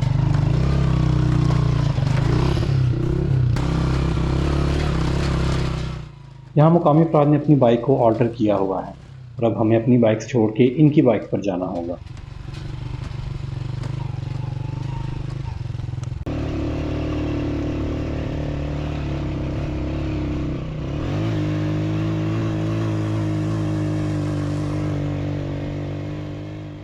जैसे ही सफ़र शुरू किया तो एक ग्लेशियर आ गया जिसे मैंने पैदल ही क्रॉस किया।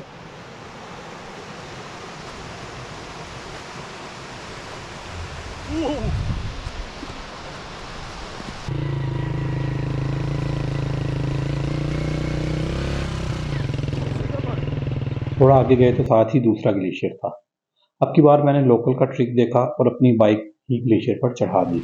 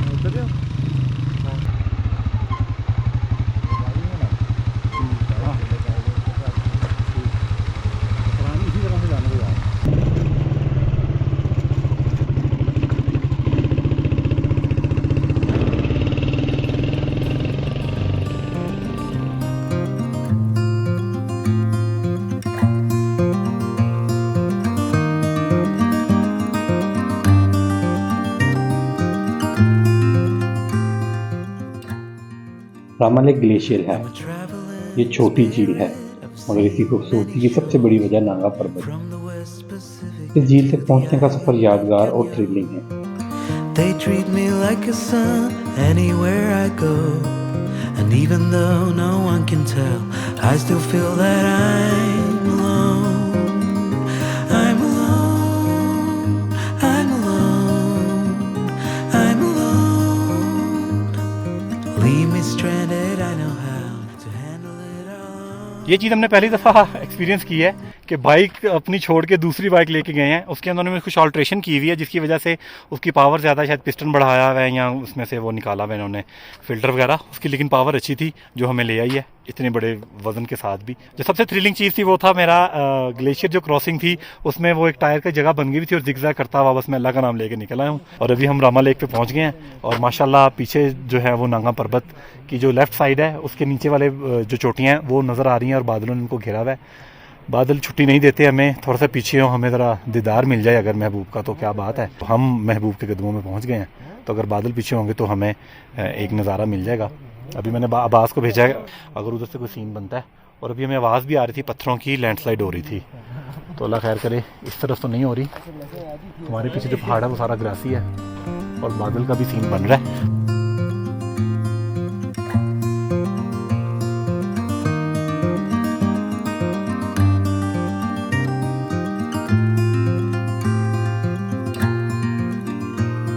I'm a traveling spirit, I've seen many shores, from the West Pacific to the island of Kenya.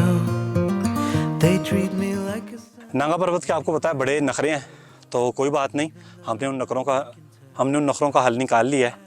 अब हम इसको करीब से कर सकते हैं। ओह इधर से तो मीनार पाकिस्तान में नज़र आ रहा है। ये रखी हुई है यहाँ पे ज़्यादातर शेफर्ड्स ने, वो जब अपने देखते हैं ना बकरियां वगैरह जब नज़र नहीं आ रही होती तो वो दूर से चेक कर लेते हैं।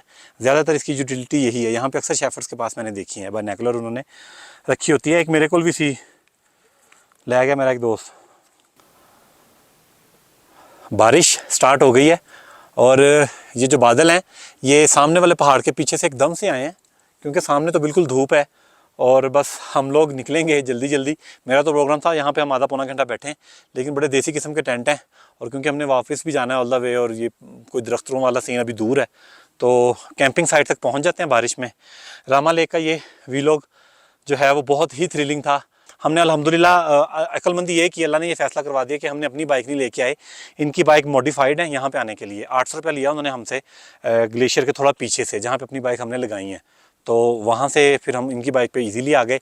रामा मेडो और रामा लेक बेहतरीन ब्यूटी है, इसका सफ़र बेहतरीन है और शहर से ऊपर आने का जो रास्ता है मैंने आपको वो दिखाया, कैंपिंग साइट दिखाई, जंगल दिखाया और झील भी दिखाई और मुर्शद भी दिखाया। और मुर्शद ने अभी तक हमसे सुलह नहीं की, बादल साथ हैं उनके। आज के इस एपिसोड के बारे में मुझे रिव्यू दीजिएगा। हमें बड़ा ही इसमें बड़ी एफर्ट हुई, बड़ा मज़ा आया और एक अच्छा एक्सपीरियंस था। और अस्तौर का जो है हमारा ये सफ़र अभी जारी है, अभी बहुत कुछ अच्छा आने वाला है, मज़े का आने वाला है। मेरे चैनल को सब्सक्राइब कर लें, कमेंट कर लें, शेयर कर लें और मुझे दुआ में याद रखिएगा। अल्लाह हाफिज़। I'm a traveling spirit, I've seen many shores.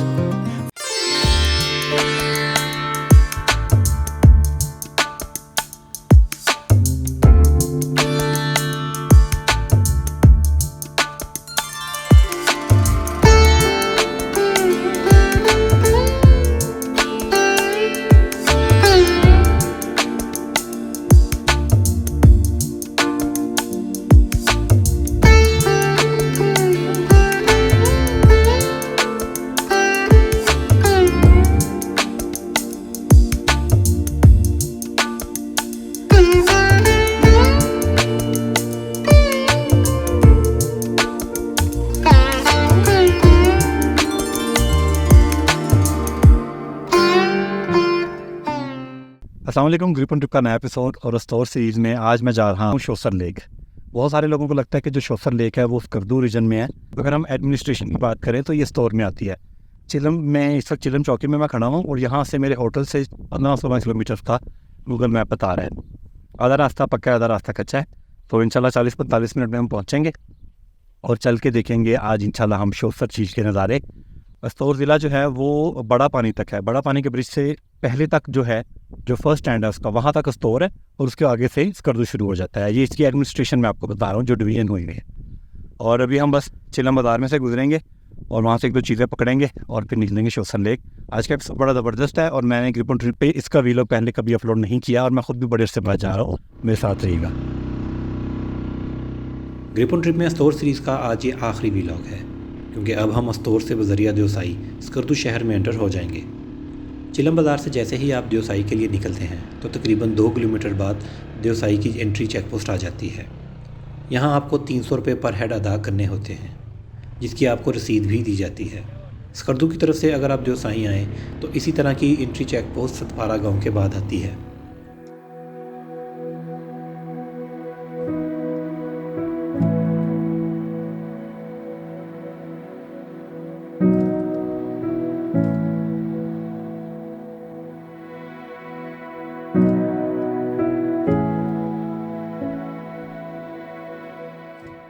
Entry check post के बाद दोबारा सफ़र शुरू किया तो सड़क को देखकर खुशी हुई। एक मुकामी ने बताया था कि शोसर झील के करीब तक सड़क अच्छी है और मेरे होटल से शोसर झील का रास्ता 18 किलोमीटर है। चिलम से शोसर तक मुसलसल चढ़ाई है।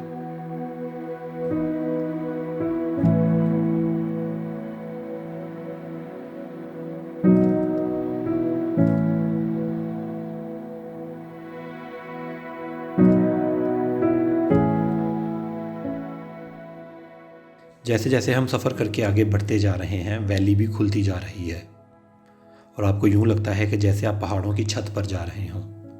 यहाँ बादल भी ज़्यादा बुलंदी पर नहीं होते।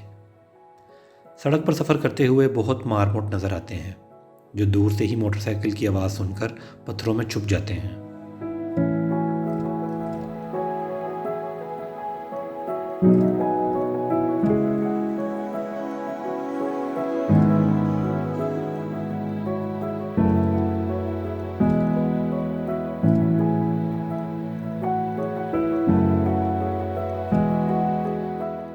चिलम से शोसर झील तक 2 जगहों पर चढ़ाई काफ़ी ज़्यादा आती है, जहां एक दफ़ा मोटरसाइकिल को टफ टाइम ज़रूर मिलता है, मगर सड़क अच्छी होने की वजह से आप गुजर जाते हैं।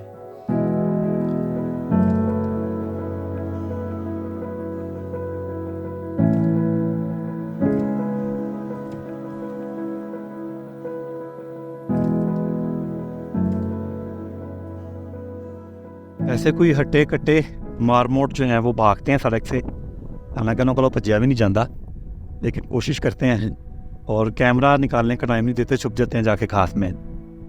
ये अपने अंदर काफ़ी ज़्यादा काफ़ी गहरा खोदते हैं और मतलब 3-4 बेडरूम अपार्टमेंट्स बनाए होते हैं इन्होंने अंदर। इनको ब्राउन बियर खाता है बेसिकली, इसकी खुराक है, वो इनको ढूंढता है और आजकल तो ये उन्हें वहाँ नज़र आ रहे हैं। अभी हम ऊपर जब शोसर पे पहुँचेंगे तो वहाँ पे हमें मज़ीद नज़र आएंगे।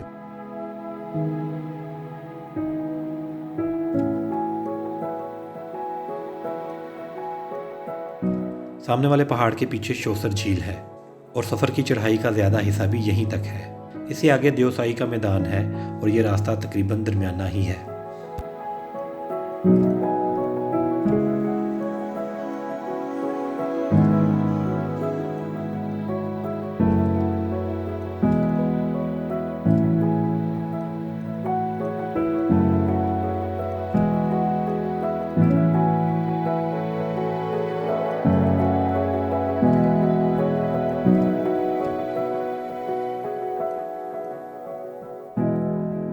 मुझे कभी कभी ये कमेंट्स भी आते हैं कि हम लोग देवसाई तो गए थे मगर शोसर झील नहीं जा सके।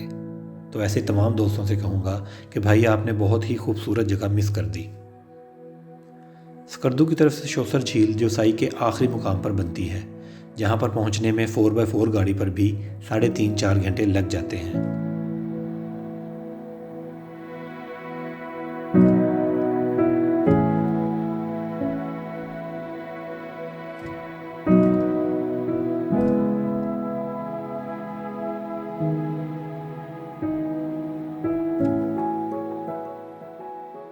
दूर दूर से जो मारमोट हैं वो चीखें मारते हैं और भाग जाते हैं, कोई लिफ्ट नहीं कराते, बंदा सेल्फी ले लेता है यार।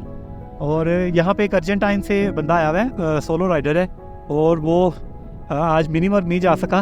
वो कह रहा था यार मैंने रेनबो लेक देखनी थी, लेकिन वो LOC है तो वहाँ पे NOC चाहिए होता है फॉरनर्स के लिए, तो उसको बड़ा हो रहा था। मैं कहा तू आगे चल, उधर तू शोसर देख के भूल जाना सारा कुछ ही।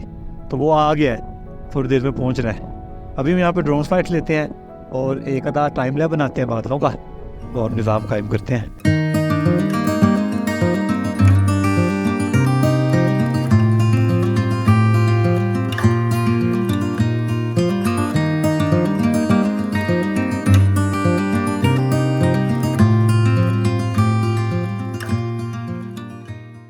क्योंकि ये मेरी सीरीज़ स्टोर की है, इसलिए मैं स्टोर के एंड तक जाऊंगा।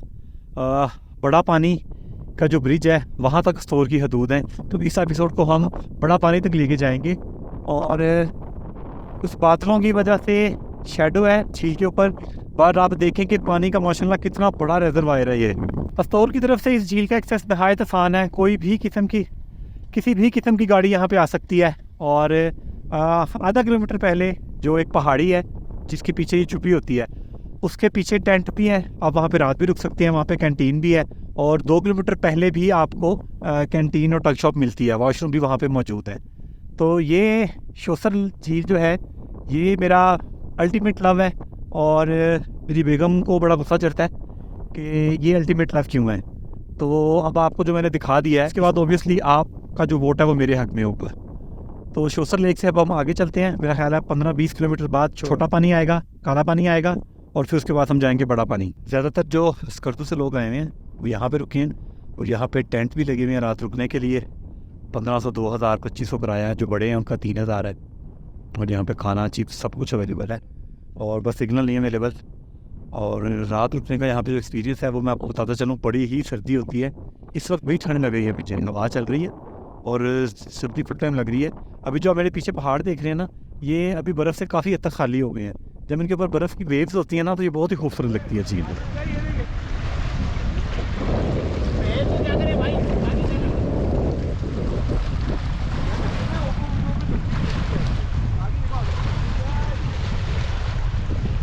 काफ़ी ज़्यादा रौनक लगी हुई है, उसके तरफ से बहुत ज़्यादा गाड़ियाँ यहाँ पे आई हुई हैं। अभी हमारी जो चढ़ाइयाँ ख़त्म हो गई हैं, क्योंकि बाइक काफ़ी प्रॉब्लम कर रही थी आखिरी 2-3 किलोमीटर, लेकिन अल्हम्दुलिल्लाह अब यहाँ से जो है अब अपने स्टार्ट हो जाएगा। और अब बड़ा पानी पे यहाँ से रास्ता देखते हैं बड़ा पानी का कहता है, और फिर बड़ा पानी पे चल के कोई ड्रोन फ्लाइट बनाते हैं और कुछ खाते हैं।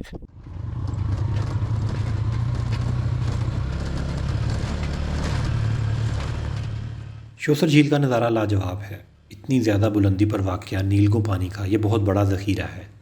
जो साई मैदान की बात करें तो मैं शोसर झील को इसके माथे का झूमर ख्याल करता हूँ।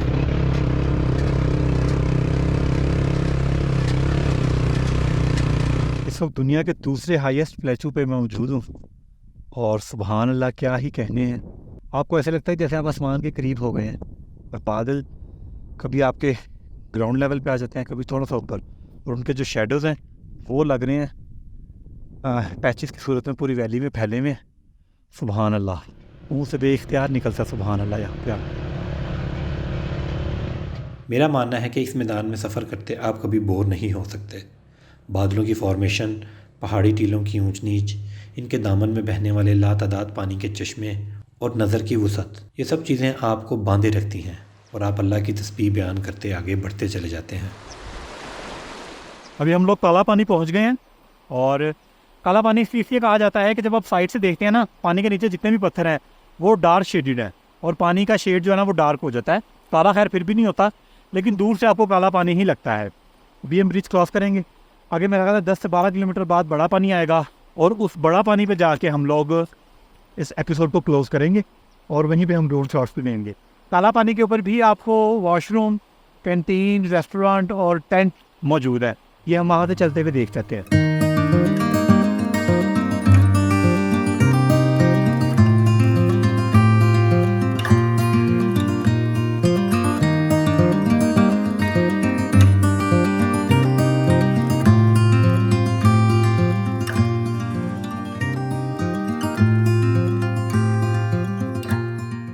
जोसाई मैदान में शोसर झील, काला पानी, बड़ा पानी के ब्रिज तक का मुकाम ज़िला स्तोर की हदूद में आता है।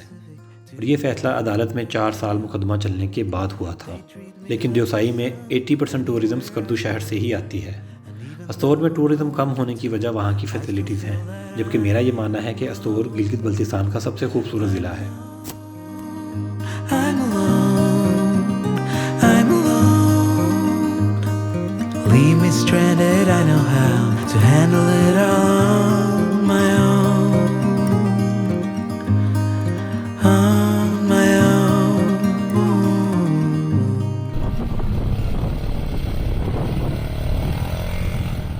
देसाई मैदान को अब बहुत ज़्यादा एक्सप्लोर किया जा रहा है। कुछ लोग बुर्दिल टॉप गुलतरी की तरफ से भी ये ट्रैक करते हैं। इसके अलावा छोटा देसाई और बरी ला की तरफ भी अक्सर गाड़ियाँ मैंने मुड़ती देखी हैं।